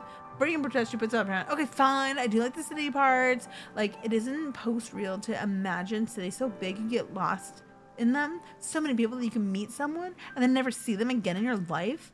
Mars waves away the vid scream. Sometimes I think I should have been born back on Earth, not some dumb spaceship. She mock punches the hole of the ship behind her. All those cities and peoples and stuff you could do, watching new vids, going to concerts, the only culture here is a lab. A grown in a lab. Mars sighs dreamily. And then shopping. They have so much stuff on Earth. Anything you could dream, not just this rubbish old nanoprinters can make. I'm bored of everything I own, Mars complains. Speaking of shopping, do you want to trade some kudos for my old jackets? My dad says I can't print more stuff and then get rid of something. I'd say 50 kudos sounds fair. Oh, that would have been great, because I don't have 50 kudos. Nah, it looks better on you. It does, doesn't it? She says. It was made for me. Alright, that would have been good. That would have been good. I think... So she wants us to have 20 in reasoning. Our 20 is 11. And we're done with that for a little while. Cal we're done with. Hold on a second. We're missing somebody. Is he out here? Here he is. Okay. Bravery of 20. And our bravery is technically at 19. I wonder if it'll work though. So if we want bravery, I think one of these. Perception in animals, exploring bravery and perception. Yeah, let's go with that. Let's try this.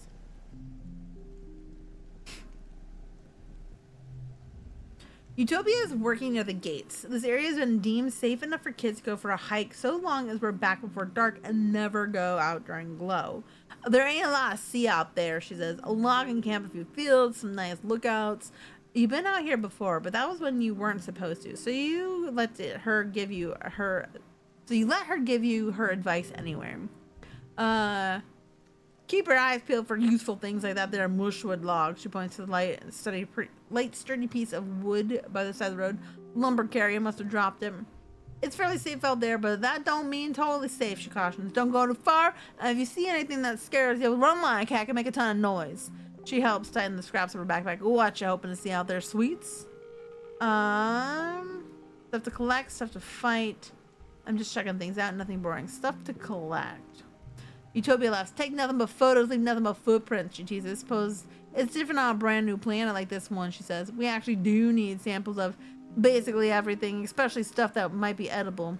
She slaps you on the back. Things regrow pretty wildly out there, she adds. If you picked a place clean, give it a year. Bet it'll look like you're never there at all. Alright, so we can collect this. We have a question mark. Some farmland is spilled outside the walls. The fields don't look like they're doing well. Nobody's around right now. In fact, it looks abandoned. Nothing's growing. There isn't even enough to graze on. So let's try to plant. Oh, what you doing around here? What you doing running around over here? Utopia comes straight in the forest, a big grin on her face. Are you farming? You're in the wrong place. These fields have been working in years. Everyone's moved inside the wall, sweets. She kicks a clod of gray pink dirt. Soil's just not good enough out here for growing. Earth crop sides. The animals get it too faster than we can chase them away. Try reporting genoponics if you'd like to help out. Alright, so we got some stress. You pause in your tracks hearing a terrifying sound. You strain to listen. Is it manticores roaring in the distance or something even more distance? Bravery challenge. Let's do it.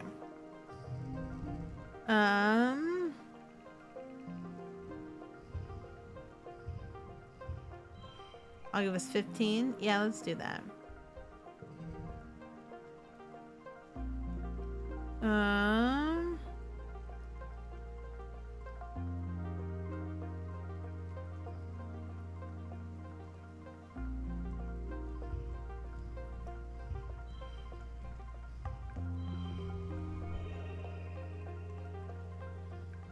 We can either do that. Yeah, okay. Anything we do here is just gonna be bonus.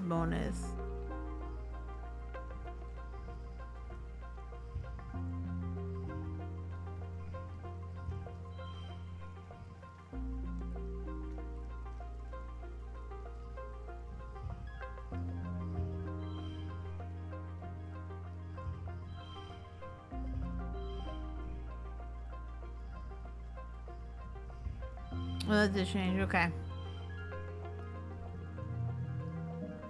All right. We gain a bravery. Okay. You don't back down, though it takes energy to keep walking towards the roar as you hear it again and again, getting louder and louder. It's not a manticore, it's a little fluff of a creature, all puffed up from the effort of roaring. Its voice amplified by a hollow log. It sounds just like a manticore, though. What a weird survival feature. It probably intimidates a lot of predators.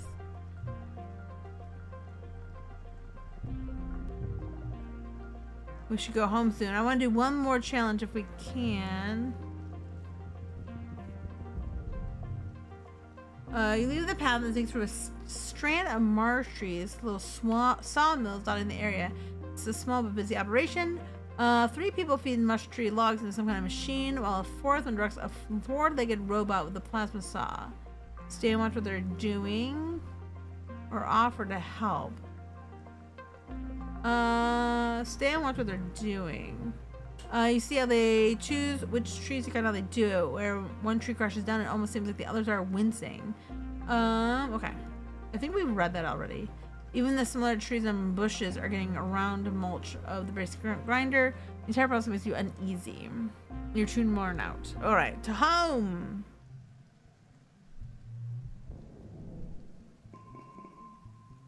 Alright, so our bravery now is 23. Alright.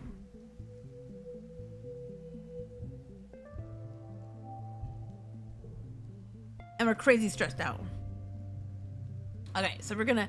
This is skipping across the stones across a flat stretch of rocks. Talked to my sister today. He says skip. She's doing some kind of super secret credit project in engineering. She wanted to gloat, I guess. He tosses a rock into the air and catches it. Whatever. She just likes it when people pay attention to her. Oh yeah, discounters. Well, I double dare you to eat the worm. You can't just turn down a double dare. You're no meek little hot eye. Slimy, unsatisfying, very, very gross. Just eats his like a noodle, slurping it up and wriggling his nose and it wriggles in his mouth. Yuck, he says, swallowing it whole. Then shows you his empty mouth. You should have known better than to dare a person who fears nothing.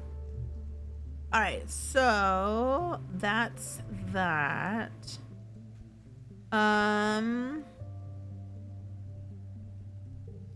We do the wall, we can friendship him up a bit. If we do over here, it's kind of random. Let's do the wall. We haven't done the wall in a while. But let's relax the wall. Most of the time you're alone up here, except for the occasional passing guard, but sometimes you're joined by Dis. He barely looks up as you pop down and kick your feet through the railing over the edge. He looks like he's drooling on his hollow pad. You see all sorts of plants and mushrooms, little creatures with too many eyes or too many legs. He has a selection of plant samples at his side, like artist paintbrushes laid out on a towel. He must be quite the junior botanist. He's not drawing plants right now, though. He's actually drawing a person, and not anyone you recognize from the colony. They have long dark hair and a pointed face and are covered from neck to toe in floaty black robes. They look neat. You wonder if they're Dis's original character or something, like his super cool goth self-insert.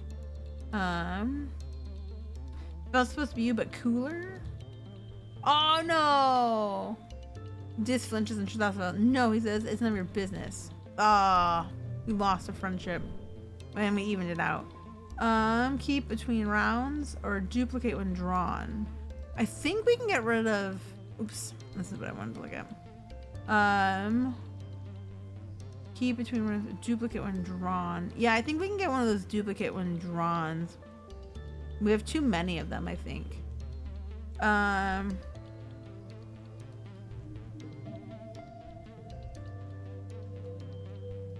right, we're in the late wet. Combat and animals we haven't done anything with. Engineering has like nothing. Neither does reasoning. Bravery's at 24. Empathy we have 2. So we have two perks in every color so far. The next one that we're close to is probably bravery. Is what it looks like. Bravery only really comes from going outside. We get super stressed when we do that. And no kudos. Let's do it anyways. So we can get 3 perception and animal, or we can get 2 bravery and perception. All right, let's do that. All right. Let's see what we can find around here. Okay, we didn't go this way last time.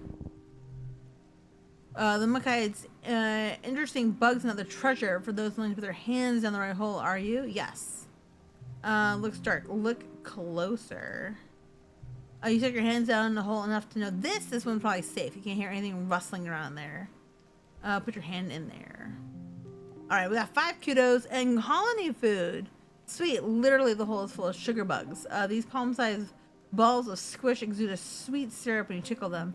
You will fill a bottle with it and then let them go. Again, should be worth a few kudos to antecedent in the kitchen. Alright, I still gotta get rid of some of those things. Oh! Okay. Puppets are usually docile little creatures. They don't even come up to knee height. They eat grass and hop away. Alright, we are challenging it.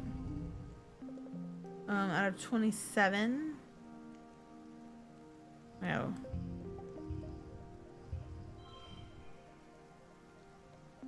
That might be good.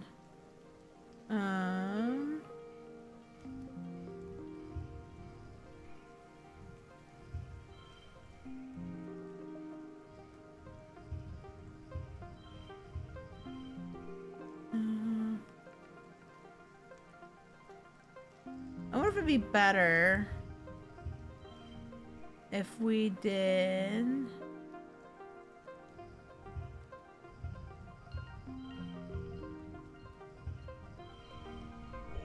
okay, and then we can do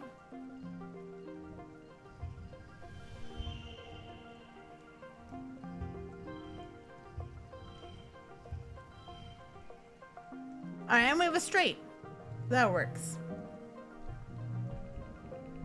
We got toughness and a kudos. The cute little critter kicks you, but you kick back. He's in the straying back off to pick on smaller creatures than you. Alright. So we do another thing over there, or we can go over. Can I go over this way? Yeah, we can.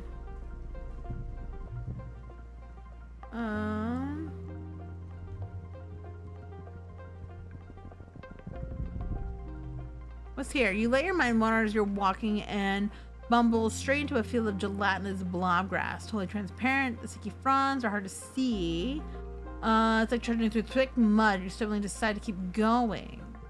All right, let's go. 27.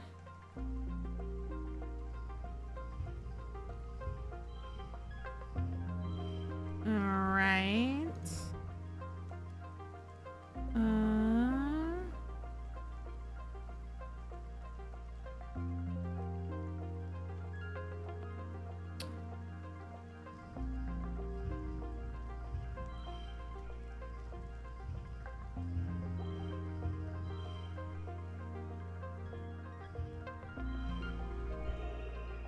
Okay, let me get.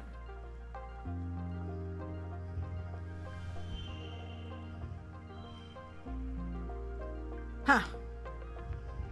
Oh, no. I see. Okay.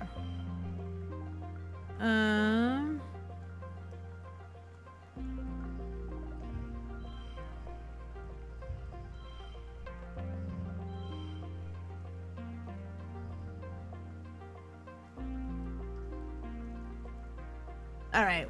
Well, either way. Oh no, we could have gotten more. It's okay. 2 to perception.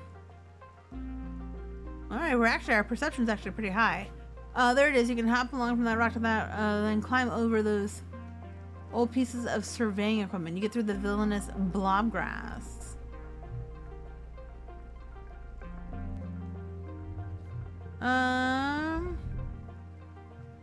You stumble into. There's something here. So I think we're not going to do too many more, and then we're going to go before I get too stressed out. Something invisible that makes the hairs on the arms stand on end like an electric aura. As you walk forward, it begins to feel like something nipping at your ankles, because our perception is pretty close here, actually. As you walk forward, it begins to feel like something's nipping at your ankles, but when you look down, there's nothing there. You back away, the sensation stops.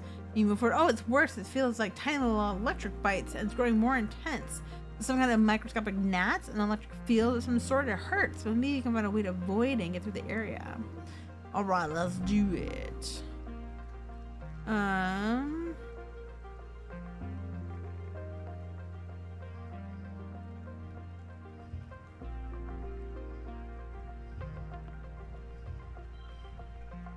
That's 9. That's 8.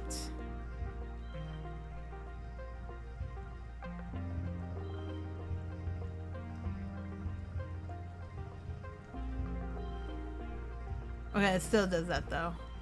Actually maybe get rid of this now.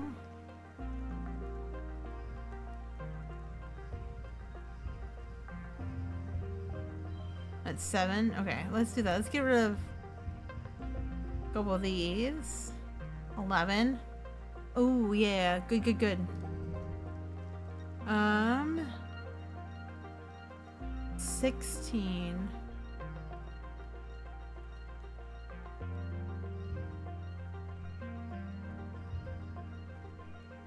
Oh, those are only for strength cards though. Okay. 13. Actually, we could just do this. I'll give us 17. All right. Finally.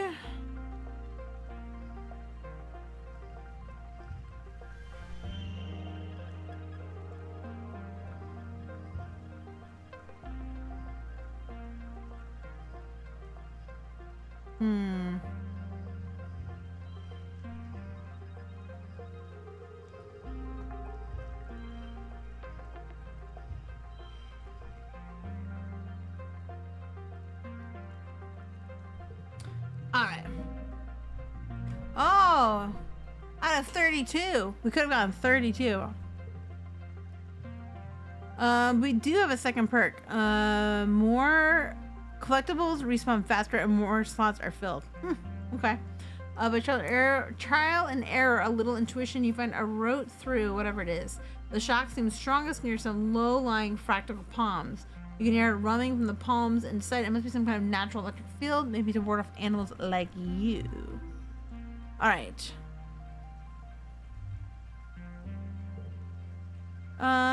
Let's go home now. Our stress is almost up there. So we have 2 to bravery and more perception. Our bravery is at 26. It's been a long month of being cooped up indoors while it's poured rain and everything got too muddy and gross to play outside. You and the other teens are in the lounge again, and everyone's getting a little antsy. Tangent and Cal are bickering about something, and Dis must be bored enough that he's letting Mars paint his fingernails. Nema's trying to do a dance she learned From watching hollow vids, and she's feeling miserably. Oh, the sound of her music fills the room. They're starting to feel a little off too, but it's like, it's weird. Like, you want to yell, but at the same time you want to take off all your clothes and straight through the colony square. Nem dances a little too close to Marge's collection of nail polish, bumping into the table and sending them all and herself clattering to the floor. Hey, watch it, Dis snaps. Dance your stupid dance somewhere else. I'm not stupid, Nem sniffles on from the floor. You don't have to be so mean to me. Oops. Boo-hoo, Mars teases. What are you gonna do, dance about it? Oh, you're so childish. Who even cares? Hey, everyone, just shut up, Kel exclaims from across the room. Honestly, you all fight all the time. You stay inside where it's nice and dry and you don't appreciate how hard everyone else is working. It's just whine, whine, whine. You're not better just because you work outside, Tang joins in. You're not special, Cal. If I wanted to, I could work outside.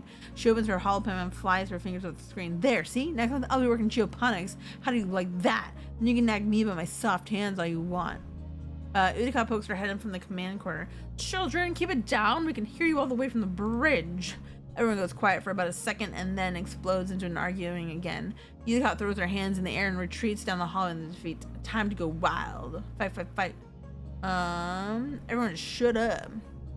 Everyone ignores and keeps squabbling. Mars chases a cow, and everyone else chases her, and somehow you all end up in the classroom. Suddenly Mars shouts, okay, everyone. She claps her hands, 1, 2, 3, look at me. Everyone shut up. Everyone shut up. Everyone starts arguing and looks at Mars in shock. I have an idea, she says. We should decorate the classroom. No one seems excited at the prospect until she adds, with toilet paper? Come on, it'll be pretty. Now everyone's on board. You can feel yourself getting excited too. This is so naughty. You might get into trouble, but who cares? You're having fun. Of course we're gonna join them.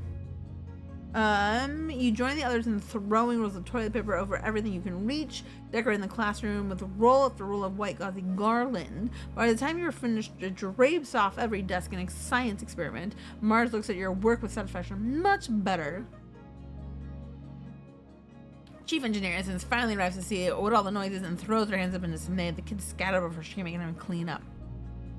The next day you all feel terrible. It feels like your arms and legs are made of lead, and it takes so much energy to do anything. You can barely make it out of bed. All the energy from yesterday has been drained out of you, and then some. It lasts for a week. Some of you can't even get out of bed, and when you do, your moods are all over the place. Aggressive, sulky, impulsive, until your batteries run out and you sleep for over 12 hours straight. You're resting in the lounge with your friends, watching holovids and gazing on roasted pixie beans. When you're grazing, I should say, on roasted pixie beans. When your dad and Chief Engineer Instance come storming through the door, you, Instant snaps, smacking the bowl of pixie beans out of Mars's hand. Stop eating those this instant. Mars looks like she's about to smack some sense in Instance, but your dad steps in. I'm sorry, everyone. We're wrong with the pixie beans. They're not safe for you kids to be eating. You've been feeding us poison? Mars shrieks. Ah, ew. Ew. Do my dads know you tried to kill me? Your dad throws his hand. No, they're not. Don't worry, Mars. Calm down. They're not poison. There's just like chemical hyper bonds to estrogen and testosterone. Your big teenage growing hormones. And the brain likes binding to that new macro molecule a lot more than the regular kind. It's making your moods unpredictable and causing periods of hypo and hypermania. When Marge starts blinking and he laughs awkwardly. Translation, he says, it's been making you kids act silly and feel sick. I'm sorry. Instant frowns. I've been doing this to the kids. It's not too long until it all builds up enough to affect the rest of us too. Until further notice, no one is eating a single pixie bean. Oh no. Your dad looks distraught. Flulu was right, he said, collapsing in a nearby chair, rubbing his eyes. She didn't trust these things, but shit. She's gonna be pissed if we don't have another successful food source. You look at him in shock. You hardly ever seen him swear, and it must be worse than you think. Your dad sits there in silence for a long time. Alright, we're going into the glow. Which we still... Okay, the door is still locked. Oh.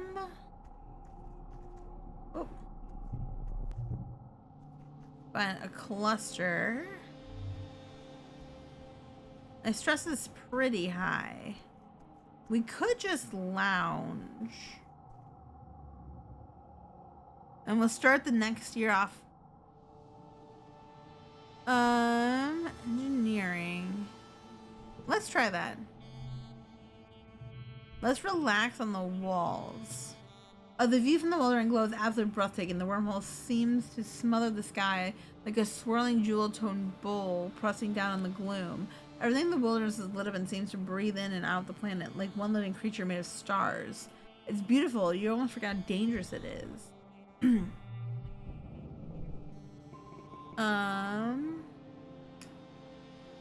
We want to forget either one of those, though? I don't know. No. I don't think so. I wish we could pick better cards. Alright, we're gonna keep these cards.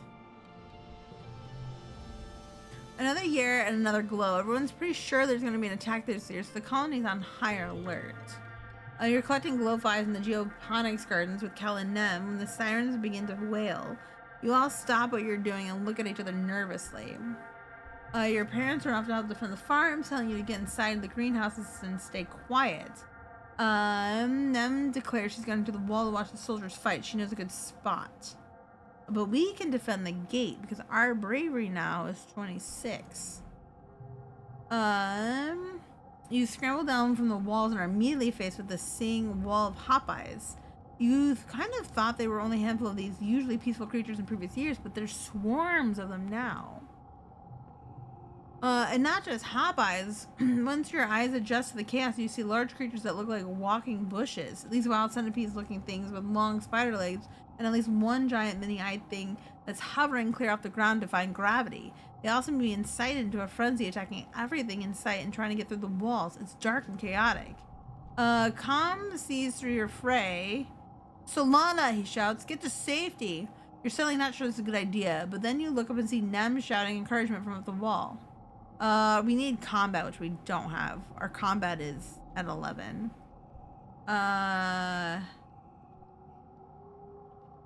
I think we should run away. We lost the 2 friendship with the enemy hopes. Com's right, this is no place for a kid. You turn tail and flee back to the safety of the walls. Eventually the defense forces manage to push back the creatures. The rest of the broken forces flee back into the wilderness. You and them slip home before you get into trouble. Your parents are arguing quietly at your table. I'm telling you, it wasn't a fluke, your mom says. They're not just wild animals. They have a plan. The fields, the lights. Okay, your dad replies, taking her hands across the tabletop. We have to tell people what we saw in geoponics. They look up, noticing you in the doorway. Your dad's worried expression quickly changes to a smile. Hey, Rutabaga. Oh, what happened to the fields? Your mom stands up. Don't worry about that. She snaps. Get to bed. It's late, and we have a lot of work to do tomorrow to clean up. All right. Sure. Heroic. You're still pumped from the last attack. +1 of all physical skill increases for 3 months. All right. So I think that means we should definitely work on our combats. We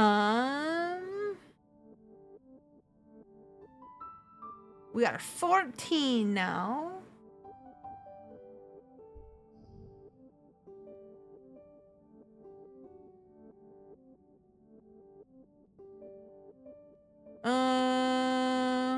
-4 biology. Oh, I wonder because I took off that thing.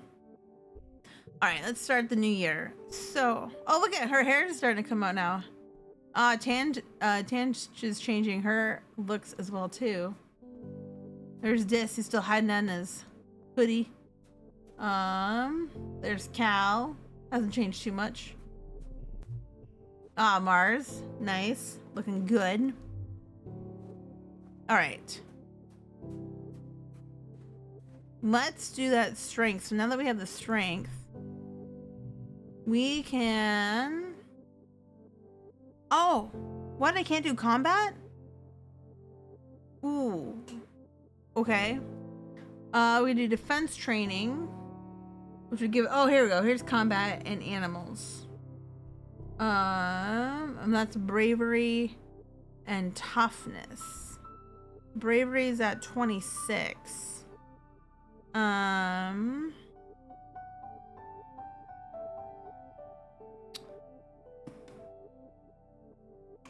We have 3 months where physical and skills increase. So let's do the defense training. Yeah, let's do combat and animals. You attend your first session of Security Chief Rhett's self-defense class. It's a small class, mostly security officers and other adults. You and Nem are the only kids. She gives you a wink and a cheesy thumbs up as you listen to Rhett rant about how everyone in the colony needs to learn self-defense. You could be walking along thinking you're safe within the walls, and a flying animal could swoop out of the sky. Then what would you do? Rhett chops the air with his hand. I'll tell you what you're gonna do. You're gonna chop that beast right in the throat. Hey-ya! He points to the assembled class, but only if you learn what I'm about to teach you. And the only way to learn is to be by doing. Who wants to volunteer for a demonstration? We're gonna step forward. The security chief doesn't scare you, or so you pretend. Rhett is like the biggest adult you know, and he's so intense.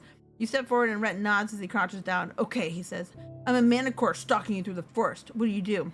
I kick you in the face. You try to kick Rhett as he approaches you. He easily grabs your foot and flips you onto the map. Ouch. Wrong. Use your brain, Solana. The first thing you're gonna do is call for help, then you run. Rhett grabs your forearm and hauls you off the ground. Only engage with the enemy when there's no other alternative. No one walks away from a fight without getting hurt. So the first rule of self-defense is to not put yourself in situations where you need to fight. None thinks you're cool for acting tough. She gives you another thumbs up. But once you've learned situational awareness, we'll move on to hand-to-hand self-defense, drawing up a variety of martial arts. Only when I'm confident that you're ready will we advance to weapons. There aren't that many weapons in the colony, mostly stun gloves and batons with a few plasma rifles. You hope you don't have to use them, but it'll be good to know how. All right. First collectible use is free. Oh, interesting. Okay. We put 4 over here.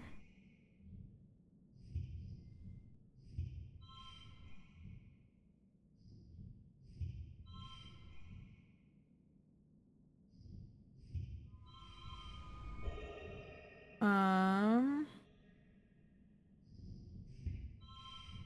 20.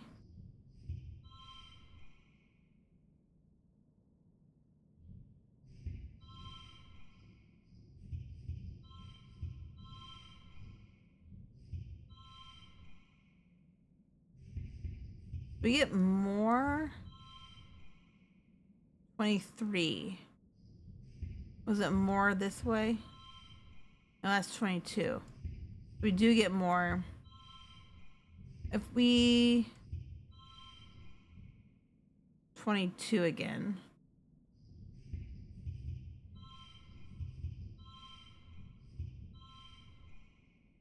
I thought we saw 24 at one time.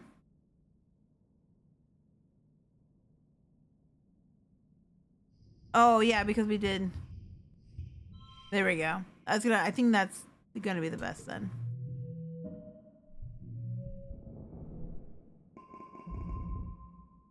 We got 4 combat and 3 animals.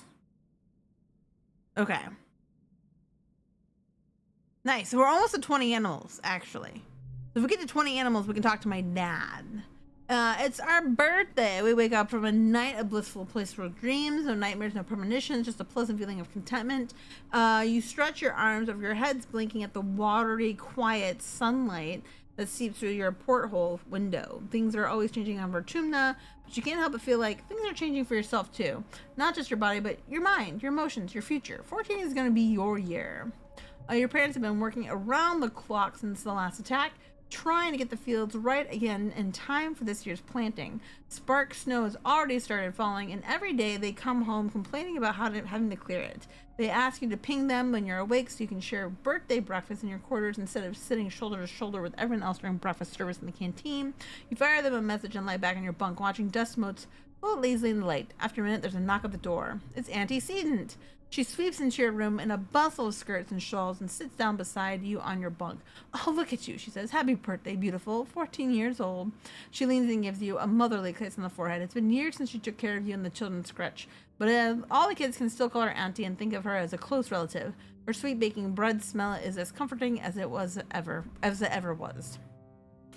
She sits back and takes one of your hands in both of hers. And Solana, ever since I held you in my arms as a baby, I knew you were so special, so important. You're becoming a woman, but I want you to know I will always be here for you, just like your mom and dad, she says firmly. Okay, enough of the mushy stuff. Thanks, Antecedent, or I don't want to grow up. So we either have that or 4 with a diamond. I do have a 4 with a diamond here. 1 diamond there. I think there's a card that does stuff with diamonds. Yeah, +1 for each gem on the cards. Yellow. Let's get the card with the gem then. She laughs and releases her hand. Oh, well then, Miss Maturity. How about you call me Auntie Anne from now on, like all the other adults do? Now come in here, Auntie Anne says, spreading her arms. Give us a great big hug. You hug her, enveloping yourself in the warm and familiar softness of her. Over her shoulder, you see Nem standing in the doorway. Well, her hair anyway. She's been growing it out, and there's no hiding it behind a corner. She skips into your quarters. Happy birthday, bud, she says, bouncing on your bunk. Way to get older. Enjoy being 2 years older than me for a few months. I thought you were on your way to Medbay, Anne tells her, and Nem shrugs and turns to you. Henny is supposed to get her menstruation cessation implant today, she says. I wish, girl, I wish. Mom! Nem hollers. Gross! Alana doesn't want to hear about my period. Annie smiles fondly at her daughter. It's nothing to be ashamed of, Annie. Getting your period is a beautiful thing. It reminds us that we have the ability to make life. It's a sign you're growing up and becoming an adult and ready to take on the responsibility of taking care of that life. Nem wrinkles her nose and throws herself on bed. I'm never making life. You pass. Eat grossaruni. What's the matter? Scared of me? Let's flirt. Let's see if we can do that. Nem flushes the sink closure there. Oh, no off, she mutters, scratching her. Don't be weird in front of my mom, Solana. Nem does look different in a good way, more grown up. You tell her that her hair is pretty and she rolls her eyes. I just forgot to cut it, okay? She says, avoiding your gaze. Your parents finally arrive, still down from the fields and bringing in the smell of crisp, tangy snow on their clothes. Oh, look, your birthday visitors, your dad exclaims. Anne, are you staying for breakfast? Anne reaches into her bag and brings out a stack of tiffins. No, thank you, but I brought your order with me from the kitchen sink as I was stopping by. She pats your hand one more time. Happy birthday again, Solana. You'll always be my baby, even when you're all grown up. Your mom shakes her head as Anne and Em leave. Oh, Anne, she laughs, sentimental core. She starts laying out the cutlery for breakfast, but I do know how the colony would manage. But I don't know how the colony would manage without her and the children's crutch, she says, and points a fork at you. Family is more than the people that birthed you, Solana. Don't you forget it. All right, I won't. All right, so we can talk to Nem. And I think I am going to do the animals again. I'd like to get that up to 20. You find Nem in the sports ball bleachers, intently focused on her hollow palm. She looks frustrated by whatever's on it. Oh, what's up? Let's just ask her what's up. I don't know what I get calm for his birthday, she grumbles. I had to stop last year when I made a sports ball trophy and gave it to him. She turns up for hollow palm. I'm just running out of ideas, you know? What kind of stuff do you like? You should get him something practical. He'd appreciate something from the heart. That's what he's like. Nem shrugs. I don't know, cool stuff like sports ball and defense squad stuff. She smiles and rubs her nose. He's the best brother. He always plays with me and the triplets even if he's zonked from work. And he never gets mad or teases when I get in trouble. He's just like... Nem sits up straight and squares her shoulder and maintain calm. You know, Nami, she says longer ways, you have to play by the rules. Nem picks at a blue scaled scab on her knee. I love him the most of anyone here. I just want to give him something good. He appreciates something from the heart, I think. Yeah, you're probably right, Nem says. I just don't want to get like a little kid gift, you know? Like how mom taught us how to make stuff with macaroni and glue. Problem is, I'm not good at that stuff, she complains. What's something I do that's easy but still cool? A picture of the two of you. There's a friendship bracelet, but I think the picture of the two of you would be better. As I'm letting him go, I'll put macaroni on the frame. Nem replies laughing. But yeah, that's nice. He'll probably move out of the family quarters soon, and that way he'll already have a picture of us to take with him. She jolts up. Oh, I have the perfect picture too. Thanks, Alana. That's a great idea. Hey, Squirt, what are you doing up there? You look down at the pitch where Calm is standing with a sports ball under his arm and an easy smile. Is this knucklehead bothering you? Nem gasps and laughs. Calm, she whines. Alana's my friend. We're just talking. Calm drops his sports ball to the ground and rolls it under his heel. I'm getting the team together to run some drills. She can come too. Nem looks at you hopefully. Sure, I could use some practice. All right. Nem cheers and scampers down the bleachers, launching herself into a full body hug with Calm. You follow her descent, more cautiously listening to her chatter about Calm about her day as they walk together across the pitch. She reloads her big bro. All right, our toughness is going up pretty good too, actually. Let me just do a little quick check. Boop. I know who I want. I know what I want. All right. We are gonna do.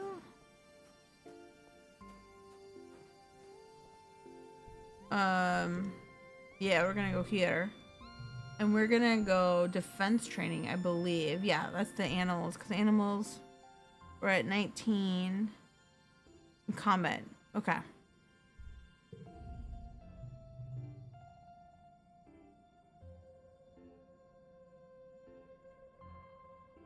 Were you 14 or 15?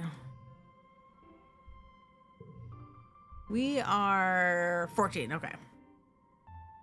You heard Security Chief Rhett is on the lookout for lookouts. That is, for kids to chill out on the top of the walls that'll afternoon and count Xenos. Seriously, way better than going to class. He gives you a once-over, eyes narrowed. Hold on a second. I got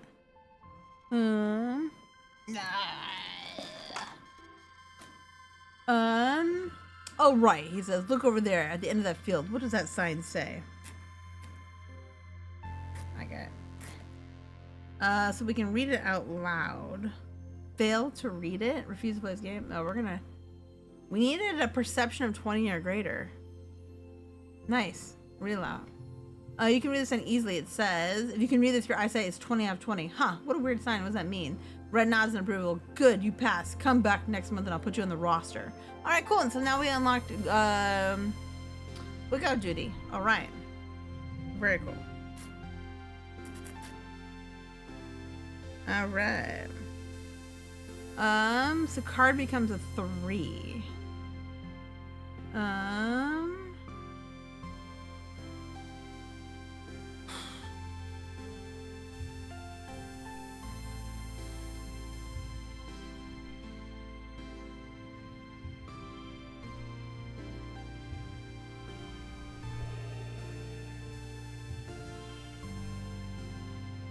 That's 23.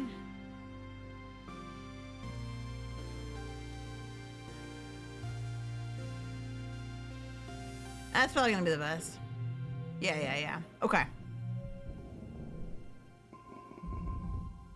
So now the animals are at 22. Combat's almost 20. We'll do one more combat next month. That'll get us up pretty high. All right, I can talk to my dad now. You spot your dad laying on the ground in the soft grass, looking at the sky. He zooms his hand across the field, a vision like a spaceship, then looks over with a dreamy smile. Hey, kiddo, he says. Sometimes I can't believe we're back on solid ground. After 20 years in space, it still doesn't feel real. All right, so we can help him with the animals. Your dad is working with the float cows. One of them is sick and isn't producing enough urine as ballast. And it keeps wanting to float away. Your dad is building a spike so they can tie her down until she feels better. You hold on to the leash feeling like a little kid with a balloon, a big, woolly, gassy balloon. It looks down at you with placid, unblinking eyes. You can see yourself refracted in them. Weird. Neat. All right, so our animals are now at 25. Combat's at 19. All right, so we will do... there's Cal. We need 40 in biology. I don't know if we're gonna get to 40 in biology. We need 80 in persuasion. Dang. We're at 46. All right. Mars is looking good. Mars is looking good. All right, what we got here? We had 40 in bravery, which we are at 27. Okay. And she wanted reasoning, but our reasoning is like so bad. Yeah, we need a reasoning of 20. Oh, she shaved her hair off. All right, done. Do we know? We don't know what she likes yet. Let's try to give her something.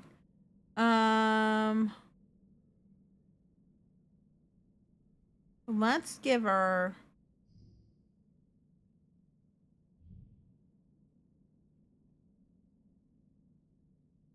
We have 4 of these. Let's give her that one. I don't think she'll like that one. Let's give her one of these.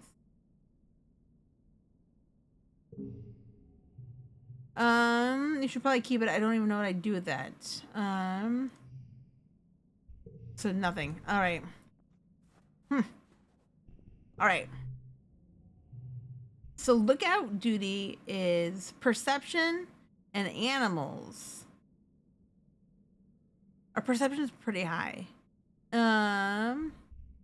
Let's do the defense training because I want combat and animals this time. Bravery and toughness. Okay, let's do defense training one more time. Part of self-defense is training your body so that it can be ready for any situation.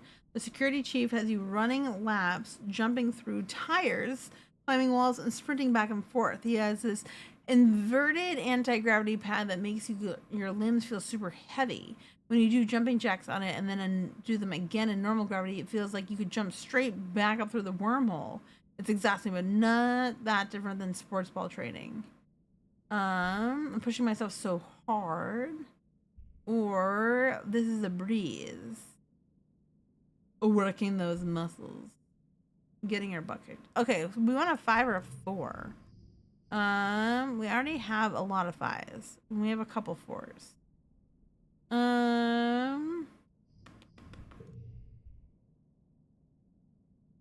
We need toughness. You know what? Let's just get that one. It'll be interesting. This is great. It feels good that Red actually challenges our body and encourages you to achieve peak condition. All right. What do we got here? We need to get to 23.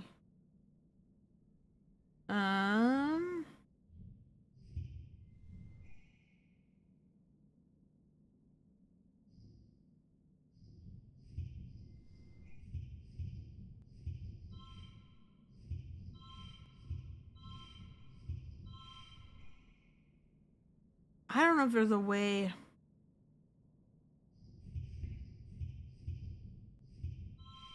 $21.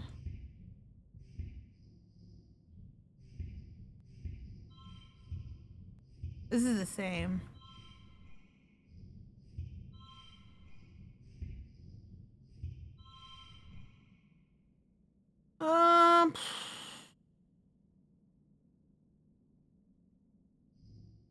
+1 to physical cards and +2 to bonus traits.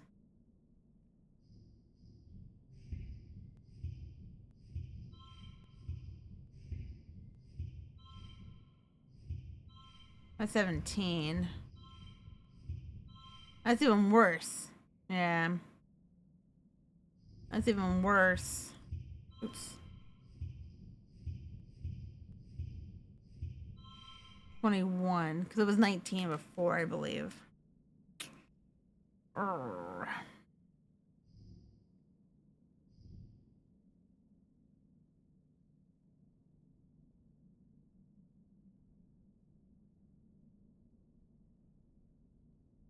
Let's press through. Let's be stressed. All right. The worst cards popped up for us there. That's for sure. Okay, so animals are now at 28. Combat's at 23. And this is the last time we've got for... Yeah. So now we don't have that boost anymore. No longer have that boost. So our combat's up a little bit.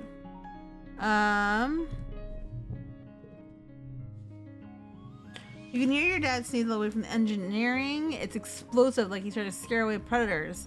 He's wiping his nose as you approach on a handkerchief blotted with shimmering pink. Lately, he's also surrounded by a fine dusting of pink pollen that cleans him whenever he goes. You keep brushing the glitter off things in your quarters. He gives you a hug, then brushes pollen off your shoulder, laughing self-consciously. You haven't heard him laugh much lately. He's been working hard trying to improve the colony's food supply. He's showing signs of malnourishment too, though. Your mom is worse. You're worried for both of them. Your dad's skin is kind of shiny in patches. He sees you staring and rubs his hand over his arms. Sparkling dust poofs off them in little clouds, scintillating in the light.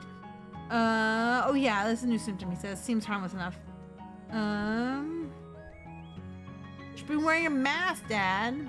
And hide this beautiful face, your dad laughs, rubbing his nose, especially now that it sparkles. He makes a big show of checking his pockets. Huh, I guess I must have left my respirator back in the greenhouse. Why can't he just take care of himself? Your dad sniffles. Gosh, I feel like someone stuffed a whole wad of potato pot up my nose. He says, like I could just poke a stick up there and pop fresh tato juice. Ugh, gross, Dad. He just grins. What? It's true. He follows his gaze as the fields into the lands outside the gate. I wonder if the foragers could use an extra hand, he muses to himself. Yeah, maybe I'll join them out there tomorrow. Neither of your parents are taking proper care of themselves. You're so stressed from the poor harvest and low food supplies. They try not to let you see it, but you can tell. Maybe your dad is right. A little seasonal illness is nothing compared to the dangers of running out of food. Yeah, we are doing not good with the food. Okay, so we could reasoning. I wouldn't mind getting bravery up a little bit more too. All right. What was? One second. Tutoring children gives you what? Reasoning and empathy.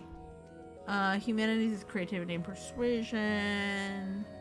Engineering and reasoning. And biology reasoning. So let's leave. I want to see if we have something for her. Here, I have something. Let's give her... I don't know if she'll care, though. I don't want to give her something she's not going to care about. Let's do that. This is interesting, Azalting says. Taking their roots and turning them over in her hands. Her lip curls and distastes of the dirt that still clings to them. No, really, she protests when she sees the look on her face. I'm going to analyze these roots to see if they have any useful properties. They might be medicinal. She turns to walk away and then remembers herself. Thank you, she adds, almost as an afterthought. Okay, so she likes the medicinal roots too. Tangent looks up from her hollow palm, blinking as her eyes refocus on the middle distance, then on you. Her previously long hair is gone, buzzed close to the scalp. You almost didn't recognize her when you first saw her. You wondered if it was caused by a lab accident or something. Hello, Solana, she says, already KG. Does she need something? No, I just came by to say hello. The faintest hint of relief passes across Tang's face. You get the impression that not pressing her on her personal appearance was a wise choice. Oh, well, hello then, Tang replies. She raises her hand as if to push her hair out of her face, but stops when she realizes what she's doing. I'm rather busy at the moment, actually, so if you don't mind, you can take a hint. All right, I can take a hint. So what's our friendship at with everybody? Anemone is now at 44. Tangent's at 42. That's probably the highest. 30, 30, and 22. Okay, but I do think I want bravery. If we're gonna do bravery, we might as well... here, I got something for you. Let's give her one of these. Thanks. I shouldn't dislike it, though. Okay.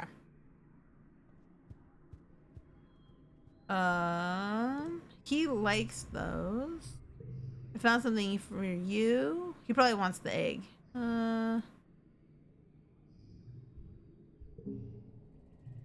Is that an alien egg? Cal exclaims. Wow, I wonder what's inside it. It's still warm. Maybe we can hatch it. He lifts it up and scrutinizes. Anemone is always talking about wanting to eat a big old alien egg. He says, if this one's not fertilized, I'll give it to her. So we learn that Cal likes Reno eggs. Okay, so they can like multiple things, which is fine. Good to know.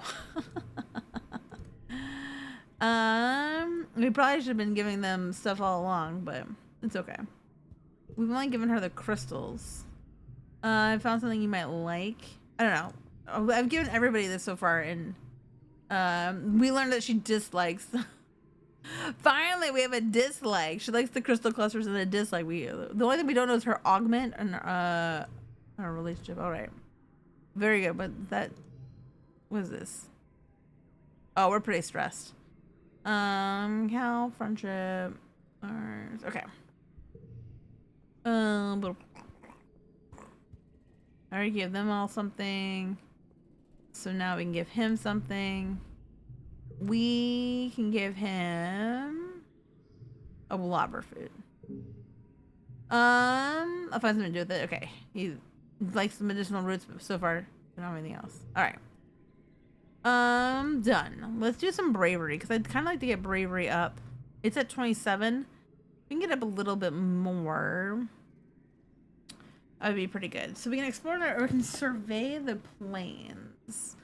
Survey the plains is perception and animals, not bravery. To perception. Is this the only way to get bravery? I think so, right? I think so. Let me just make sure. I don't think there's any bravery there. These don't give you bravery, I don't think. Right? Look out, Judy. Perception and animals. Again. Combat and animals. It gives you bravery and toughness. Also friendship with anemone instead of dis though.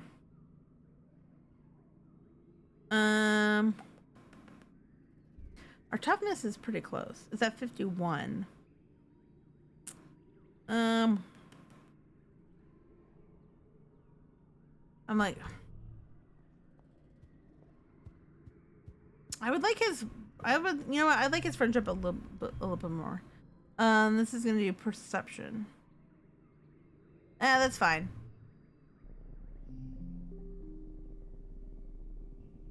What, we have more to talk to her about? I just remember I gave you the last utility about the cinnamon. She says you have to just carry your knife and canteen in your backpack. Sorry, I sure miss Uncle Tonin. She says he was a great surveyor. He organized all the teams, planned the schedules, kept an eye on the weather. I keep double booking equipment and getting folks mad. It's a lot of work. Utopia's burned Earth, but just barely. As the first and for a while the only kid in the credits, she and Uncle Tonin must have been really close. Utopia doesn't complain, not usually, but it's been hard for her to step into Uncle Tonin's shoes. She loves exploring, flying fast, and stalking xenofauna. There's more to being chief of expeditions than that. It must be hard being somewhere between the adults and the kids to you. She's fully grown up, but to the adults she'll always be a little baby Pia, even though she's 26 years old. Alright.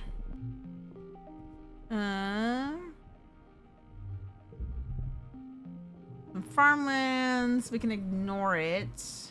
Don't need to waste our stress on that. Can I go? I can go.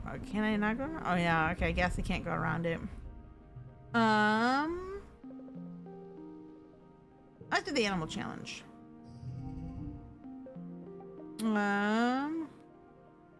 Oh, we're stressed out though.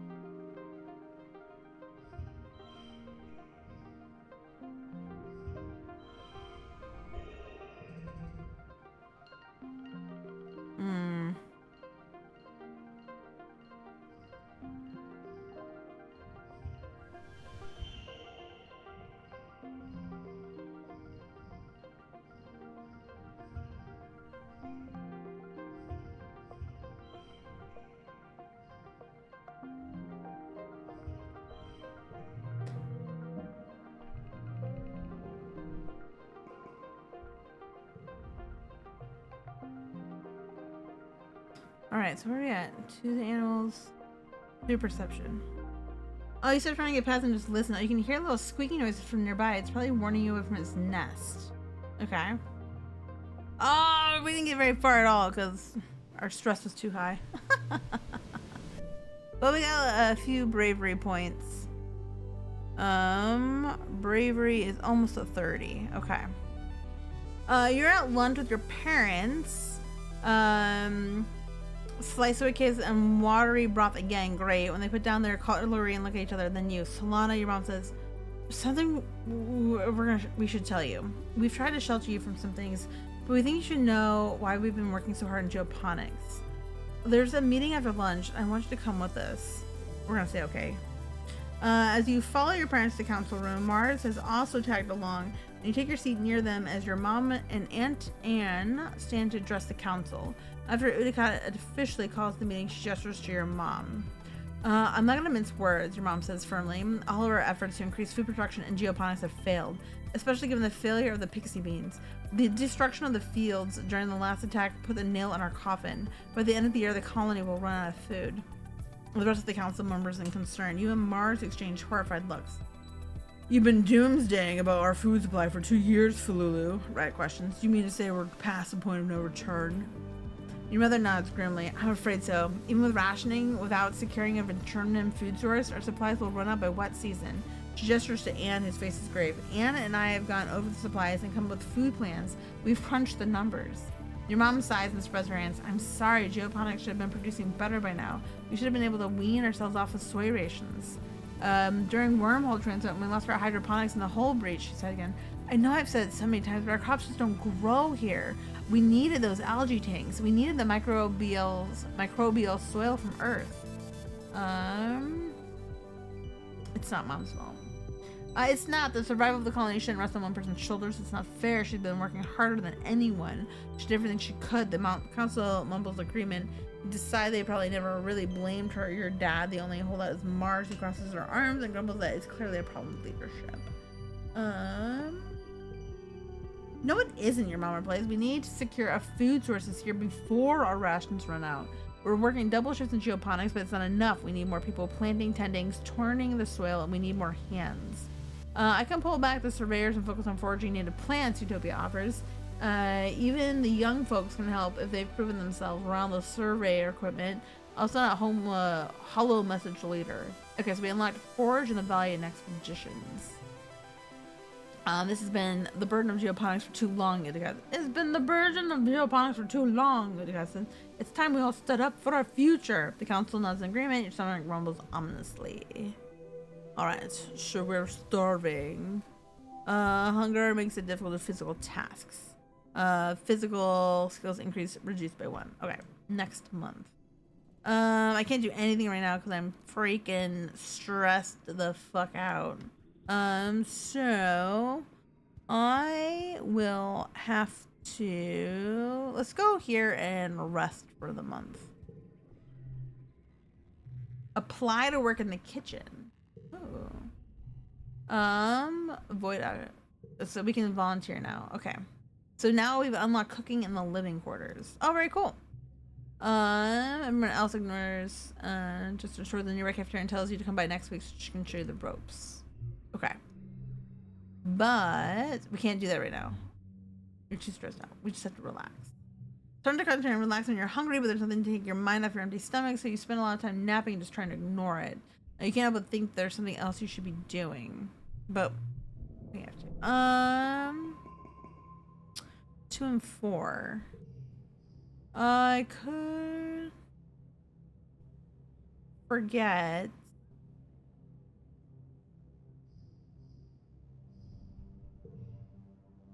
Maybe forget the pink candy. Let's forget it. Let's forget it. I want to forget what candy was like. Next month. So, what's working in the kitchens? What does that do? Help in the kitchens is creativity and empathy plus kudos. Okay, I don't really need creative. Empathy is pretty interesting. All right, so let's leave. I don't want to do anything that has red.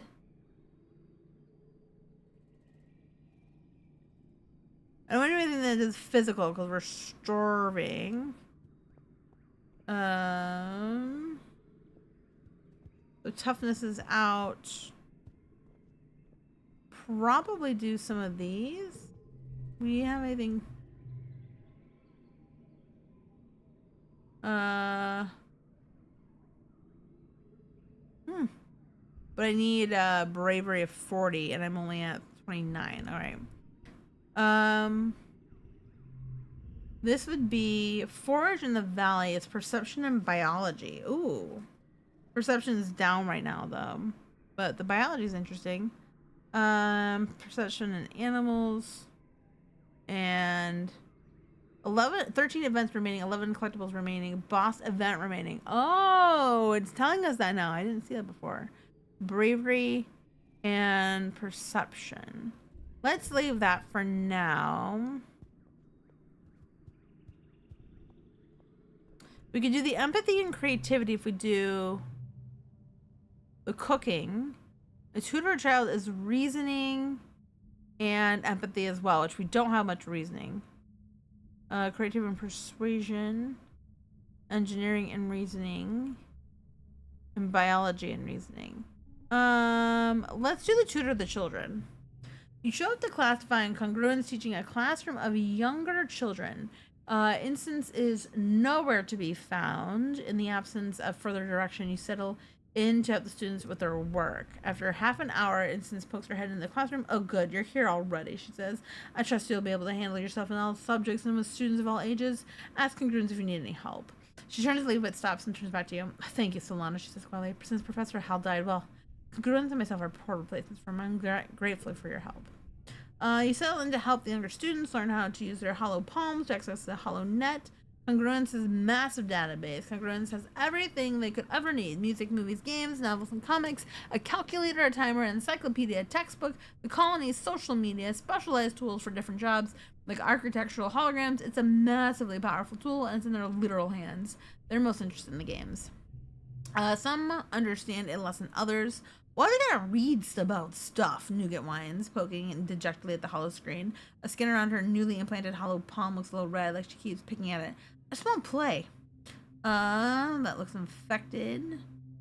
Here, let me show you something. Really has that. Let's do that one. It's interesting.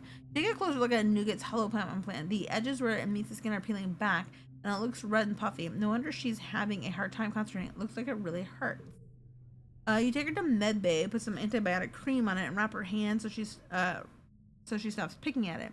She's excused from this lesson until her implant heals properly, so you spend time with her afterwards, showing her how your own hollow palm works. The quieter environment of the medbay seems to help her concentrate, and soon she's zipping through Congruence's archives on her own. Looks like you're pretty good at this tutoring business. Alright.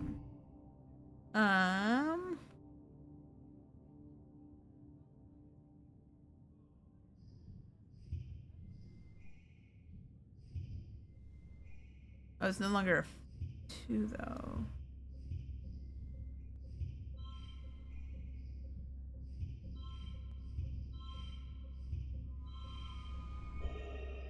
Yeah, I think that's gonna be the best we can. Yeah, look at that. We have 5 empathy that time. Alright. Oh, 5 reasoning. There we go. 1 empathy. Okay. We have 57 kudos now though, too. Take a quick look just to see if anyone's got anything to say. No one's got any bubbles. What can we buy? Supply depot. Oh, the cake is gone. Oh, the cake is gone. But we can buy empathy and bonuses straights. Or we can keep going.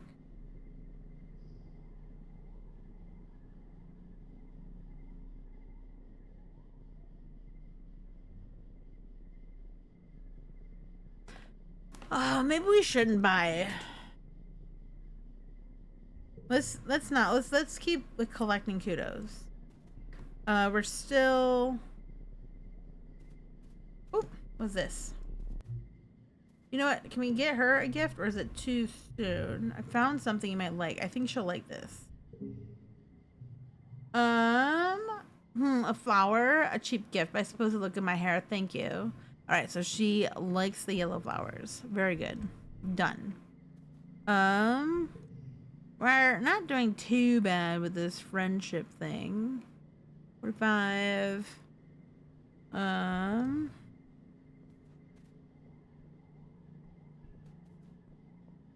think we can give. What do we give her? We gave. Let's do the crystals. A pretty rock enemy left to have the crystal. No offense, but what does it do? Should we smash it? This looks like something Mars would like. All right, we found a dislike. All right, but it also cost me a friendship with her. It cost me a friendship with her. Let's tutor another child. You're headed off on lunch break when you see Mars and Tang sitting together in the engineering break room. Tang is eating a sandwich while also scrolling her hollow palm with it. And Mars is half collapsed on the table, barely holding her head up with her hands. She pouts at Tang. Come on, she whines. You said we were going to hang out for lunch. Aren't you done eating yet? Tang takes a slow, deliberate bite of her sandwich and chews while making eye contact with Mars. It goes from funny to awkward to hilarious as Mars' face falls and she puts her head on the table and groans. Proper mastication is important for digestive health. Tang answers primally, smile curling at the corner of her mouth. You can masticate in private, Mars mutters. What are you reading and how is it more important than me, your best and only friend on the planet? Just something for work, Ting answers. It's really interesting. I didn't know Dr. Instance was so well published, even though she was only 25 when the Strata left Earth. She was practically like a prodigy, like me. She looks at her holoscreen. It's absolutely fascinating. We're so lucky to have such an accomplished researcher here in Ventrumna. Alright, we can read over her shoulder. Good thing we tutored that person. You take a seat at the table and sneak a look at Tang's screen. You catch a few words. Recombinism, tissue tropism, RNA, protein sheaths, intrinsic immunity, maybe something to do with viruses. From the pictures, possibly also fungi. Without further examination, it's hard to tell. Tang notices you looking and shuts off her holopalm, shooting you a cool look. It's something to do with your shimmer sickness, Mars wonders aloud. Oh, we need a biology grader. Don't look at me, I don't get it. Me neither, Mars adds. I'm sure I don't have to do all the egghead stuff. Sounds boring, TBH. Luckily, no one's making either of you read over my shoulder, Tang says, taking another purposeful bite of her sandwich. You've been eating for like half an hour, Tang. Come on, Mars says, pulling her hands down from her face. Please, can we go do something fun before some rampaging Xeno eats us? We're both too pretty to die of boredom. Tang smiles. You think I'm pretty, Mars? She asks, seeming genuinely curious. Mars sets her hands on top of Tang's. The prettiest, she swears, her other hand over her heart. Even prettier than me. Well, I mean, I win the look department, but I think smart women get like extra points. Tang says, putting her hand on top of Mars's hand and leaning in to fix Mars with an unusually flirtatious expression. Yes, do tell me all about my great beauty, she deadpans. It's all I've lived for. Mars laughs and tosses her hair over her shoulders, and you tune them out for fear of eating your lunch before you're expected back in engineering. Get to work! Alright.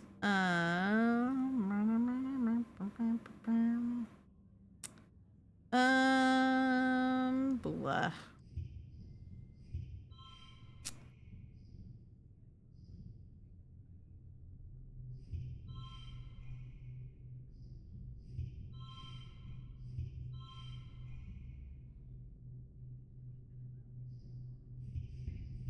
Hold on a second. This card becomes a 3.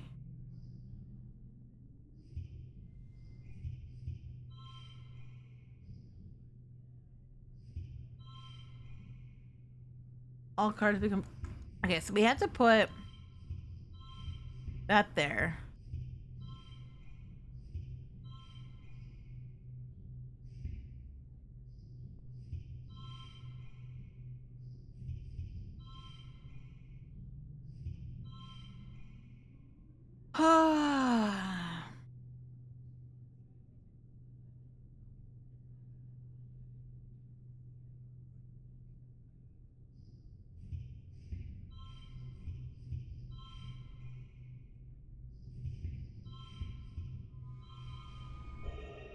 Okay.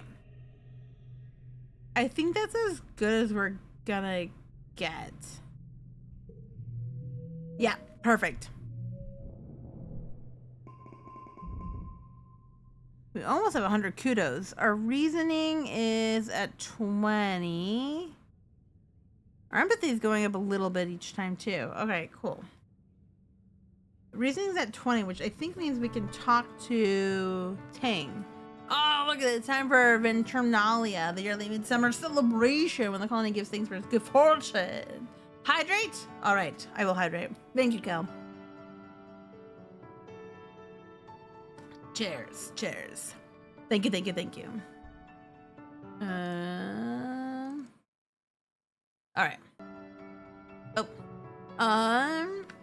Well, it would be, but as you follow in the main square, you can't help but notice that the feast table is nearly empty. When Anne lacked in resources she made up with care, the dishes are lovingly plated. The soy cakes glisten. Steam rises from buns stuffed with mince, and there are great pitchers of vegetable broth rendered out from even the most inedible food scraps. There's a neat stack of sugar cubes for dessert. Whole sugar, what a luxury, and an underwhelming feast will be the highlights.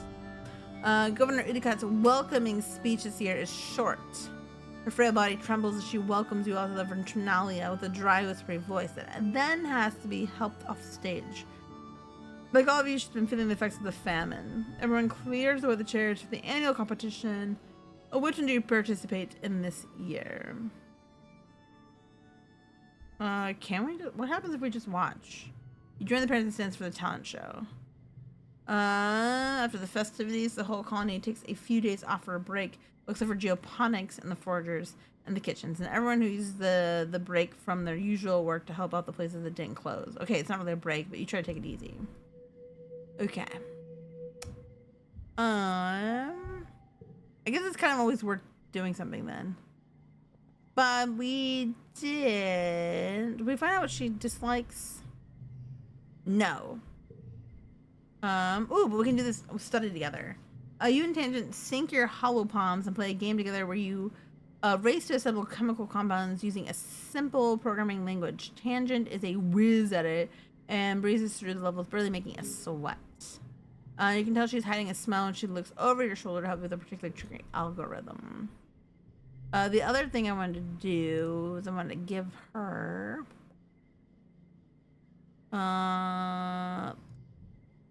she'll probably hate me for it. Oh, she likes it. I don't know what to do with it. She didn't like it. I thought she was gonna hate it. Well, if I'm going for reasoning, which I probably should, I guess the best would be to keep tutoring the children. It gives you the most reasoning for your buck. You're helping Nam with her math assignment. Ugh! Nam groans, rubbing her hands down her face. I hate this. I don't want to do any math. Other kids like you get to choose what they do all day now, but I'm stuck here learning stupid linear algebra. It's linear algebra, but you don't correct her. I'm only here because my mom told me I had to take more math and science classes, she grumbles. She says if I want to do something except play sports ball all day, I need to know stuff. She's more jokes on her. I don't want to play sports ball. You're right. Math is dumb. Or math is more important than sports ball. Paying attention. Alright. What? No way, Solana. Nam punches you in the arm. Whap. When I'm ever gonna use linear algebra anyway, I'll bet I'm gonna do sports ball a lot more, and I'm gonna have to solve for X. No way. Let's make a deal. She continues, and you teach me the stupid physics thing. I teach you a cool sports ball move. Deal. All right. Well, yeah, but we have starving, so no toughness for me. You spend the next few hours trying to get to Nem to understand the difference between an expression and an equation. She puts up a valiant attempt, and by the end, you both feel confident that she's at least a little more prepared for class. True to her word, she takes you out to the sports ball pitch and kicks a sports ball at your head so many times you're forced to learn how to block it. That's Nem for you. All right. The 22. Not a yellow.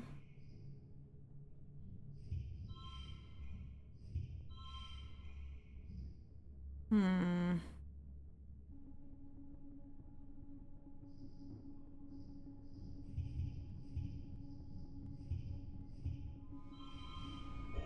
guess it's 23. What if...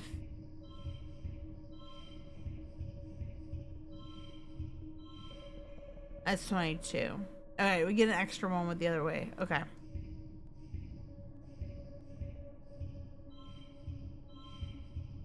Alright, I think that's the best we're gonna get. Honestly. Yeah. Alright.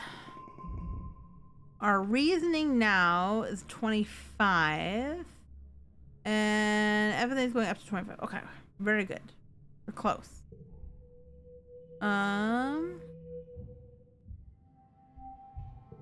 The next move.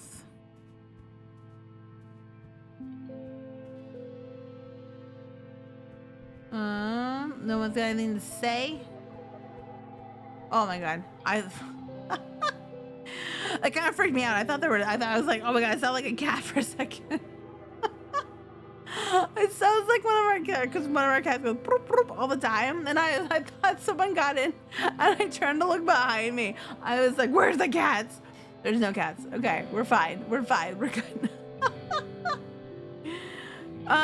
Okay, so I can do reasoning, 25. I need to get to 35.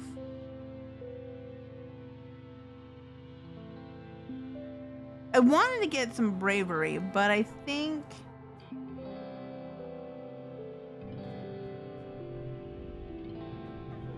Okay, so we can try to find... he likes the medicinal roots. I think we gave him one of those already. I think we gave him one of these. Let's give him the yellow flower. I'll find something doing that. Okay, he doesn't. He's neither here nor there. All right, let's go teach them kids again. Also, if we get 100 kudos, we can buy something too. Tang flags down the hallway. Oh, Solana, do you have a moment? You go out on an expedition sometimes, right? She asks. At least for far more than I do, or ever would wish to. So, would you mind doing me a favor? Of course. It's a small thing, really, and I'm to understand it's not terribly dangerous either, Ting replies. I simply need you to bring me some hop-eye eggs next time you come across a nest out there. I would ask Dis, but, well, she makes an evocative, dismissive gesture. I want to know why. For science, obviously, Ting replies. It's on a need-to-know basis, and you don't need to know. Just bring me some eggs, or you can tell the chief engineer why you're holding me back. Okay, I'll keep an eye out for them. That's all I asked, Ting replies primly. They're quite common if the reports from the foragers are to be believed. They tell me that they commonly find nests in the Valley of Vertigo. It's positively lousy with them. All right, yes, we did come across a lot of those.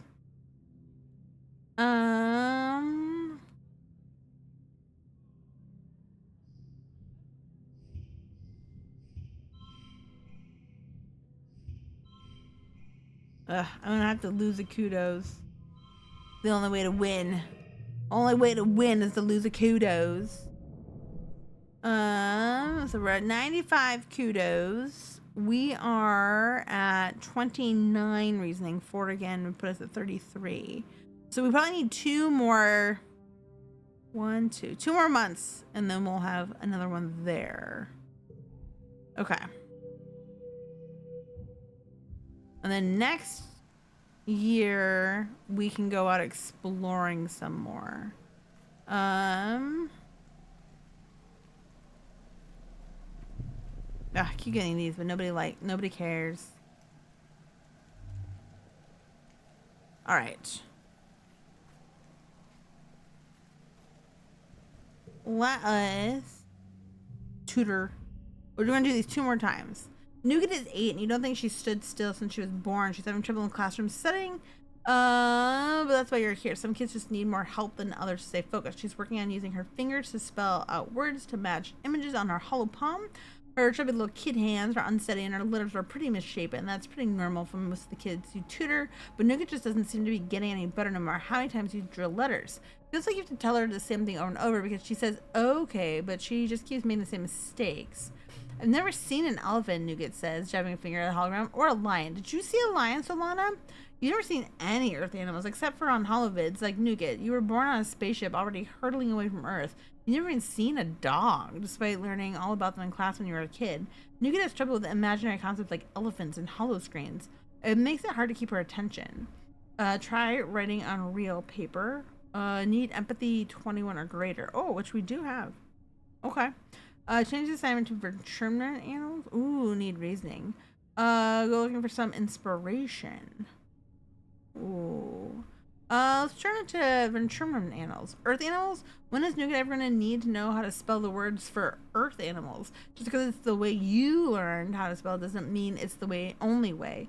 You pull up an encyclopedia of Verchurman and wildlife. Nougat perks up. She loves learning about real life animals. It's a lot easier to motivate Nougat when it's about a subject she cares about. We fly through some spelling exercises in what feels like no time at all, and Nougat seems energized and excited at the end of the lesson instead of burned out. Sure, she should probably learn how to spell elephant eventually, but it's better to capture her attention now and trust that the hard skills will come later. All right.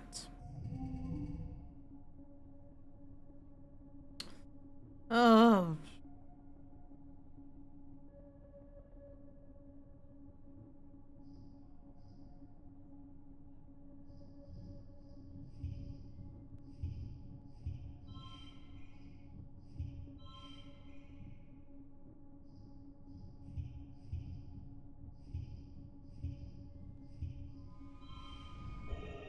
We can win with this.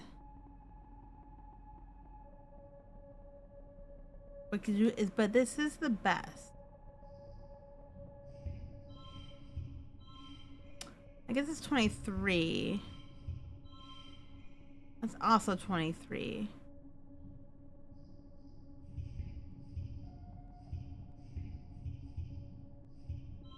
That's 24. Hold on a second.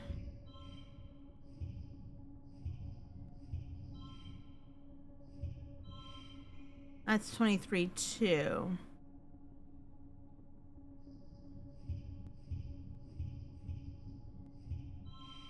That's 24. I think 24 is going to be the best.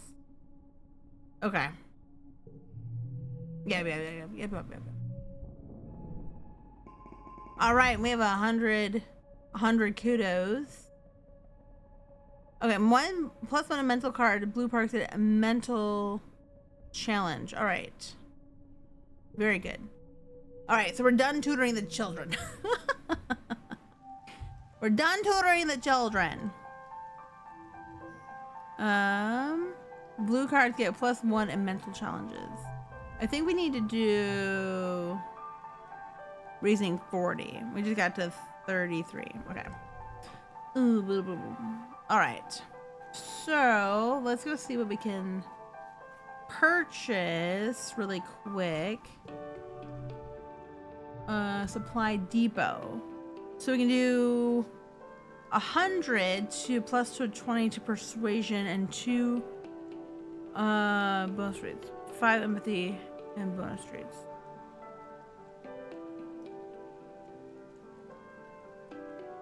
This would be kind of nice, actually. Superhero cape. Let's do that. Let's try to get 200 for that. Okay. So if that's the case, what do we get? If we forage in the valley, it's just perception and biology. Survey the plains.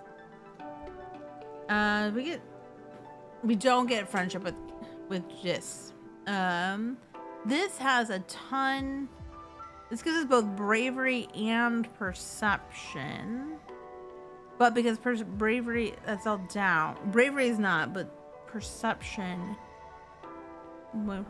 Valley in the Forge. Let's do this. All right.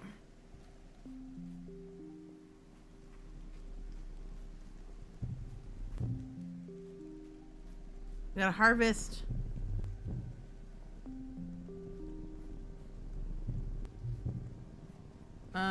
Oh, there's an egg over there. All right.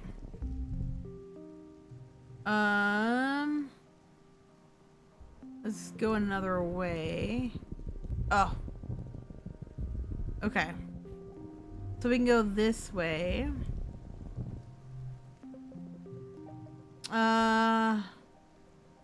Let's hike it up.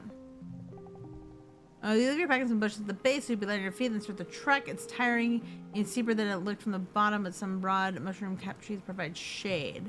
If it's not spectacular, you can see all the way to the colony walls in one direction and down to a little sawmill in the other. Then you spot it, the rock, the most perfect boulder you've ever seen, teetering right on the edge of the slope you just climbed up. It's almost as tall as you are and must weigh at least 2,000 kilos. It's practically teetering there. And you think with enough muscles you can push it over. Push the rock down the hill. Alright, there comes a time in every childhood that one must take life by the horns and just push the rock. You shove it with all your might, digging in your toes in the hard ground and leaning in. The rock starts to slide. And suddenly it's off with a satisfying lurch, catapulting down the hill, rolling faster and faster, crashing through the bushes, and oh damn, you're packed. The rock just rolled right over it. -5 kudos. You make your way back to the hill to retrieve your bag, not completely destroyed all along with its contents. Oh shoot. You don't have to explain this one to your parents, you're gonna need a new pack. Okay.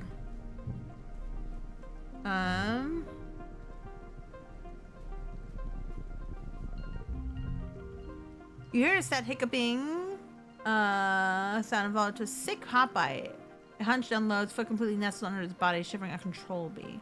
Its nervous eyes roll around in confusion. Let's do the animal challenge.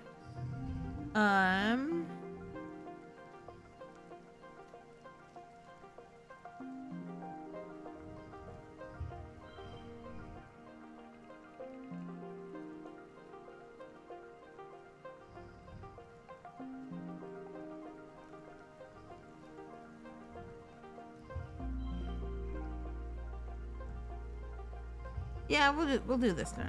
Ugh.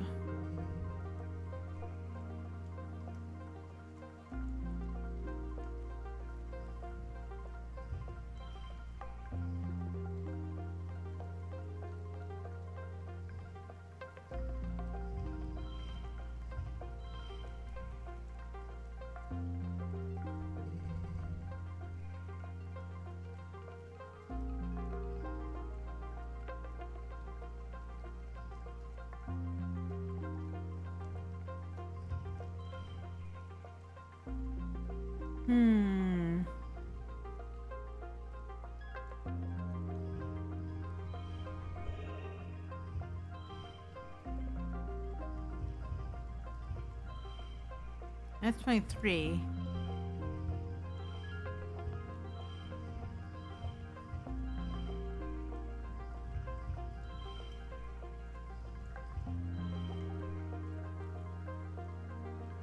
I think 23 is gonna be the best bet. Oh, we could have gotten 25. Okay. How about his and tries to bite you, but it doesn't want to be touched. You throw a jacket over it and then carefully pick it up and put it in your pack. You crack the zipper a bit to give it some fresh air. Your dad helps you make a little nest for it in an empty part of the geoponics barn. Every day you bring it food and water and gradually nurse it back to health. Cal takes an active interest in their recuperation. Utopia says that the hot eyes don't really have a gender, he says, as you're washing out the pentalar. Roji said they're both, and they're really social, so what are you going to name them? Mrs. Huppington, Sir Hopsalot, Hoptometus Prime. Hoptometus Prime. A noble companion who's more than meets the eye. Perfect. Cal offers to Hopeye a piece of bobber fruit. Cute. Optimus Prime plucks the fruit from Cal's hand and hops into your lap to snuggle down and nibble on it. Cal snaps a photo with his hollow palm and shares it, capturing friends for life. Alright, so gain 1 a stress and plus 1 to both. Oh, okay. Nice. You're back.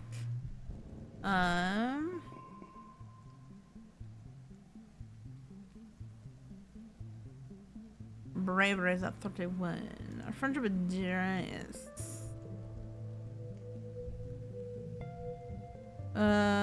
It's at 26, 31, 45, 46, and 34. Okay. Cal's got something to say.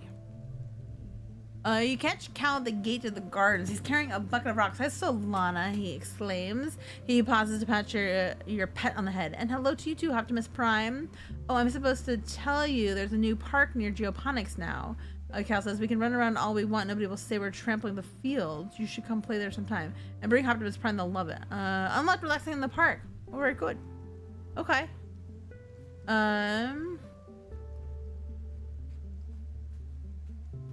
Maybe I will do that. I have 102. I'm supposed to try to find some eggs for her. This is the last time, really. Bravery's at 31. Engineering. We've given up on engineering. Our empathy's not very high either. We can...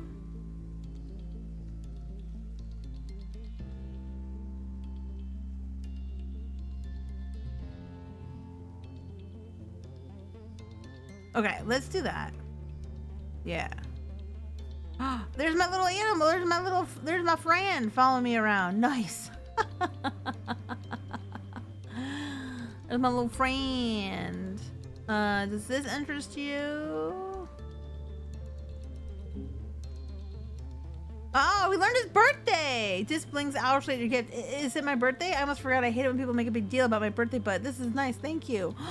Oh, so late wet is his birthday. Okay. I think he's the only other birthday we really know. Early dusk. Okay, so we have her birthday. Should we like be knowing people's birthdays? Early wet. Okay. Now we know. Forage in the valley. So we still have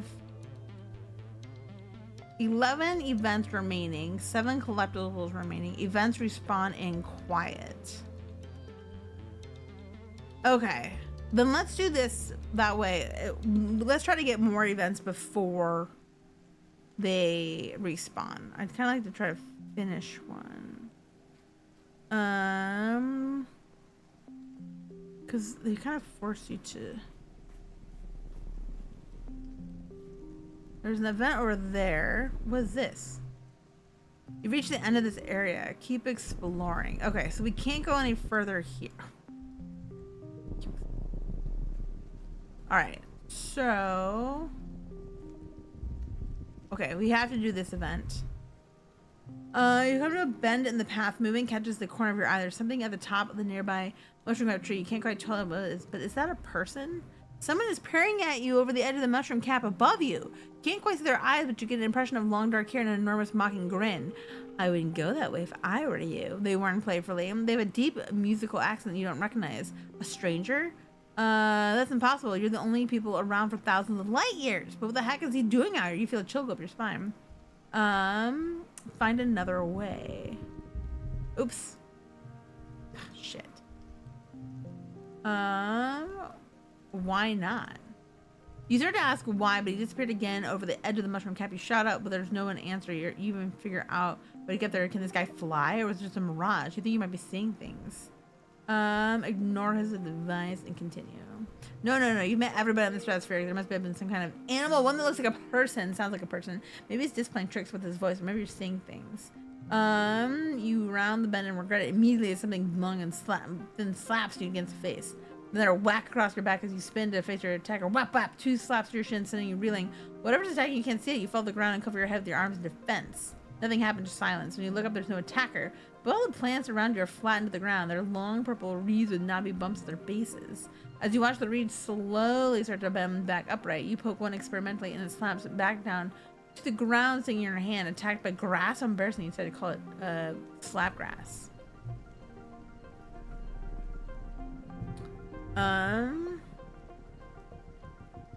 Let's go over here. We're gonna like stress ourselves out. The rain has been drizzling all day, but now it's really started coming down fast. Fat worm raindrops splattered at the shoulders. So it's kind of mud. Find something to use as an umbrella. You break off a large leaf on the long stem and hold it over your head. It makes a pleasant kind of thrum as it drops on the ground. All right. Oops. Another hop up there.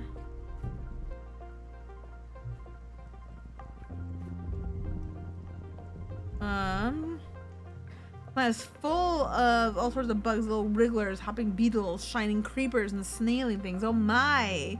You crouch in the long grasses and explore a square meter in great detail. There's so much to see, you don't even know what things are. They don't have names yet. Ew, you touched it.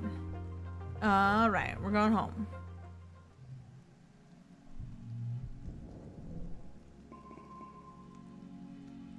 Bravery's at 24. Okay.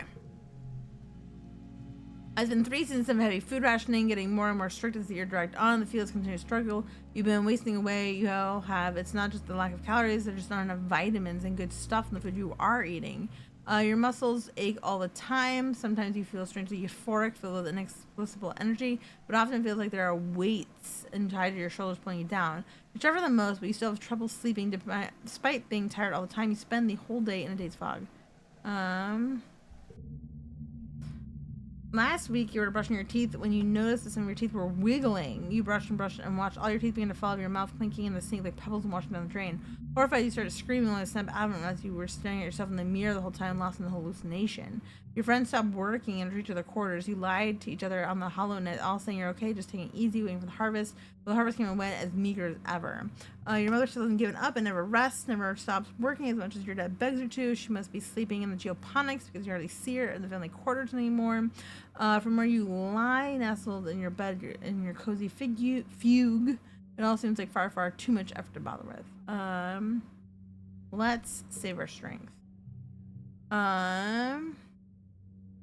You don't waste energy. You spend a lot of time in the hollow web watching movies, so you have to fast forward through the scenes where they eat. Your dad comes home late, and sometimes your mom doesn't come home at all. Your dad tells you she's set up a bed in one of the greenhouses to save time and energy.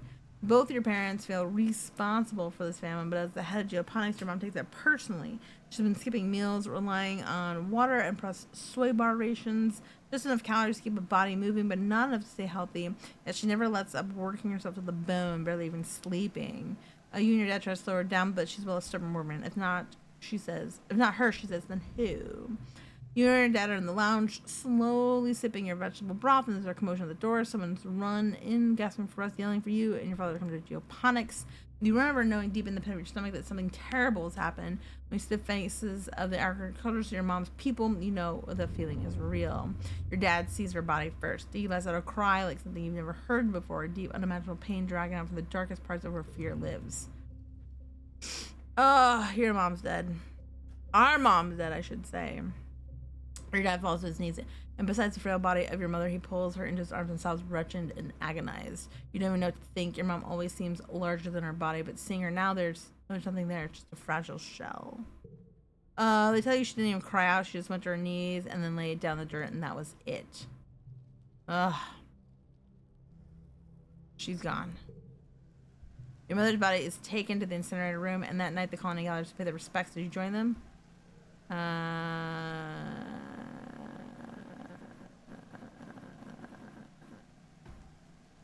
No, I agree by myself. You've heard the others. The funeral service was beautiful, just like how you used to do in space. Your mother's body was placed in the colony recycler, and her remains will be used in the fields. Even in death, she gives to the land. Your dad, the new head of geoponics, encourages you to take some time off to process. What do you do? Take a month off. Well, we have to anyways. All right. This is kind of, I don't know, like the fact that we're in mourning, but like we now have no stress. It's kind of like a juxtaposition, right? Prospect of going back to work like everything is normal is too much. The sun dips below the horizon, the glow begins. You end up spending the whole month alternating between sleeping, scrolling the hollow net, and staring into the space. It's restful, these. A few days after the funeral, surveyors return with an unexpected bounty from the Valley of Vertigo. It's enough to survive for another month until the new year, maybe if you keep rationing. Colony was going to limp along, but without your mother. A reward wakes you up. It would make the dead. It shakes the walls, rumbles through the ship's hull. It makes you skip a beat. You're paralyzed by a sudden clench of fear in your gut. At your porthole window, you hear metal screeching and people shouting. Another roar, guttural, and rumbling like the sound of mountain collapsing. Something enormous is out there. Oh, 25 bravery. We're at 24. Oh my god. We're so close. Your dad can't hide the look of fear on his face, but he tries. Sounds like we better get a move on to the assembly. Hey kiddo, you have the crutch together.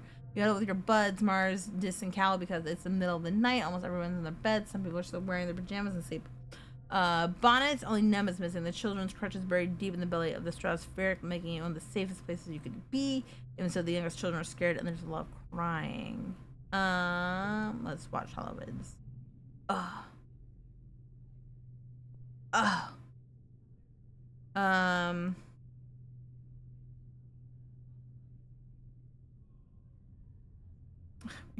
After an hour, someone in the defense squad rushes in order to leave the crutch. The battle is getting close to stratospheric. Before you can even get to their feet, you feel the ship lurch and resettle at a different angle. Something is attacking the ship itself.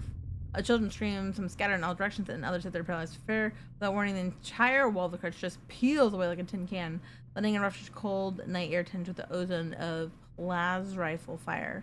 You look up and see it up close, face to face. Holy moly! What is that? It has no face and puts the face even ahead. His body just unzips, revealing a mess of withering pink tentacles and blinking eyes. Nem and her brother Calm are among the security security squad, trying wildly to divert it away from the living quarters. That's crazy. Fight your fear and save the children. Card becomes social.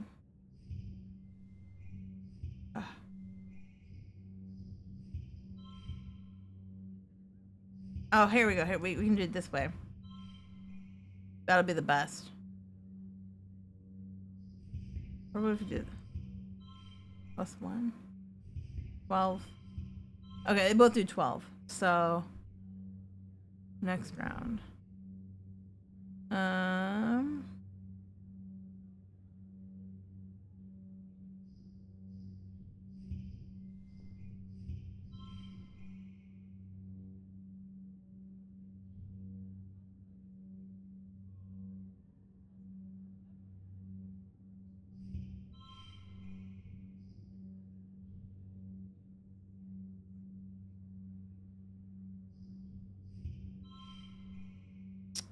It doesn't do anything.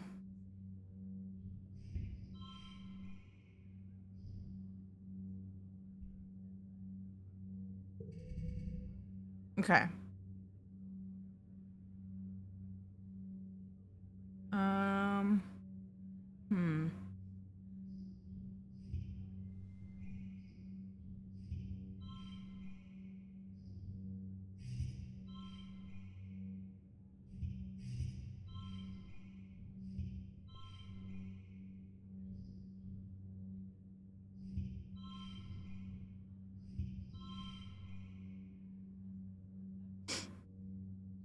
Hmm.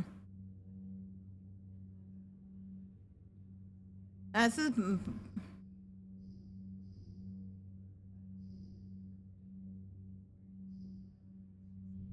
Think that's as good as we're gonna get it. 50 stress? Sure. I'll take the 50 stress. We got a kudo. It takes tremendous effort to keep your head. Your calm helps the children who finally listen to you and flee the crutch. Your dad ushers you into the engineering wing where you cower with the others, try not to panic. All around you, metal screams and buckles and great tremors vibrate through the ship. Finally, after what seems like hours, the noises stop and congruence sounds the all clear. Your dad checks the council bulletins on his holopalm. Oh no, he was like, no. The council calls an all-colony meeting to face the aftermath of the attack and the oppressive bloom of glow. You gather near engineering with the other survivors. It's one of the few buildings still standing. The corpse of the Faceless still sits in the caved-in wreckage of the stratospheric spire, spilling its flaccid pink tentacles from its horrible zipper-toothed maw. It's already beginning to stink. My kids were playing that trouble. One of the faces rearing up in the sky. Nem and her brother looking so small before it. Governor Etiquette was killed by the smaller creatures that swore on command during an attack. In her absence, Seek addresses the colony. Council acknowledges the bravery of the defense squad, citing the heroism of finally taking down the Faceless. If only I hadn't gotten away from them and stampeded right into the stratospheric, at least they stopped it before I got to engineering. They would have activated the reactor and left a crater the size of an asteroid impact. Geoponics is gone, the greenhouse is destroyed, and fields trampled. After a year of suffering, starving, and only barely scraping by, you're not just back to where you started, it's even worse. Everything your mom sacrificed herself for and gone in one night. The entire front half of the stratospheric has been destroyed. The living quarters, the canteen, the garrison, the lounge, even the crutch, all gone. It was only by some stroke of luck that people hiding in the crutch were now killed. Seek solemnly reads the names of those who lost their lives, 2 men, including Governor Udicat. You all stand for a moment silence. You feel the weight of loss like a blow to your chest. Nem and her family cry out when her brother Calm's name is called, and their quiet sobbing continues with the silence. Oh no, Calm is dead too! Oh my goodness. Oh my goodness. Oh, no. Calm is dead too. Calm is dead. The living quarters destroyed. Everyone moves into the engineering water for shelter. You're crowded in the classroom with other families. The adults try to make it seem like a sleepover, but you're also shaken. Nem cries about her brother and screams at everyone who tries to comfort her. Eventually, you just ignore her grief, as painful as it is to hear her sobbing at night. We're still in mourning. You feel like you've been awake for days and you'll never fully sleep again, but you try to keep jerking awake, crying out in fear. Eventually, you fall asleep, sitting up, held in your father's arms. You sleep as fitful but mercifully dreamless. Oh, everything's fucked.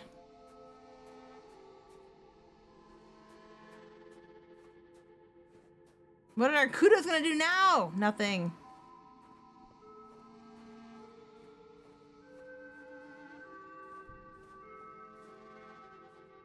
All right, this is where I have to end it, but damn.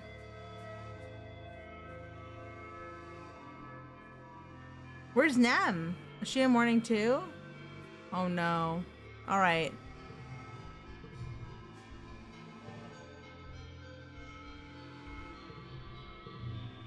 All right.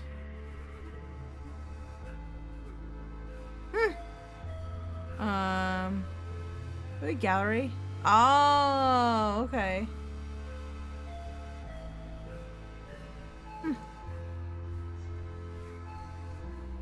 Oh.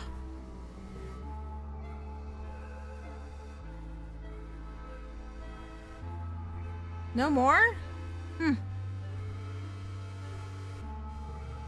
All right, all right, all right.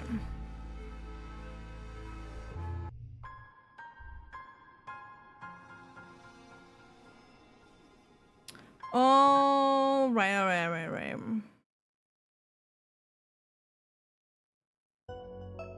Ooh, that last year, everything's destroyed. Everything there was a couple places we didn't get to go to because I was like, oh, we'll do that next year. No, we won't. My mom's dead. Nem's brother is dead. A bunch of other people are dead. Oh my lord. Oh, that was hard. That was, oof. That was harsh. All right. We will be playing this again on Wednesday at 7:30 p.m. Eastern. We are continuing this. I think I just hit age 15. It ends at 20, so I'll probably get to age, well, I don't know, we'll see what this year's gonna be like, because honestly there's not, like, all the jobs are gone. The engineering building is the only one left standing. We don't see my best friend anywhere. She's gone now, so we will have to see what we can even do. Oh no, it looks like I'm freezing up a little bit. Oh no, it looks like I'm freezing up a little bit. Oh, well, this is a little rough. I didn't realize I was freezing. I didn't realize I was freezing. Okay, hopefully that's better. I'm gonna be wrapping up now. I gotta get to bed. I'm exhausted. But like I said, we're gonna continue this. I want to get at least another year in. If we can make it to year 20, that would be great, because that's when the full story completes. So we have 5 more years to go. Is what I believe. So we won't finish it on Wednesday, but we might finish it next week. That's kind of the goal. All right, you guys, thank you so much for coming in and hanging out with me today. I hope you have a wonderful rest of your day, and I hope to see you guys soon. You can follow me on Blue Sky on Twitter, or you can get into my Discord as well. All right, you guys. See you guys later. Thank you. Bye now.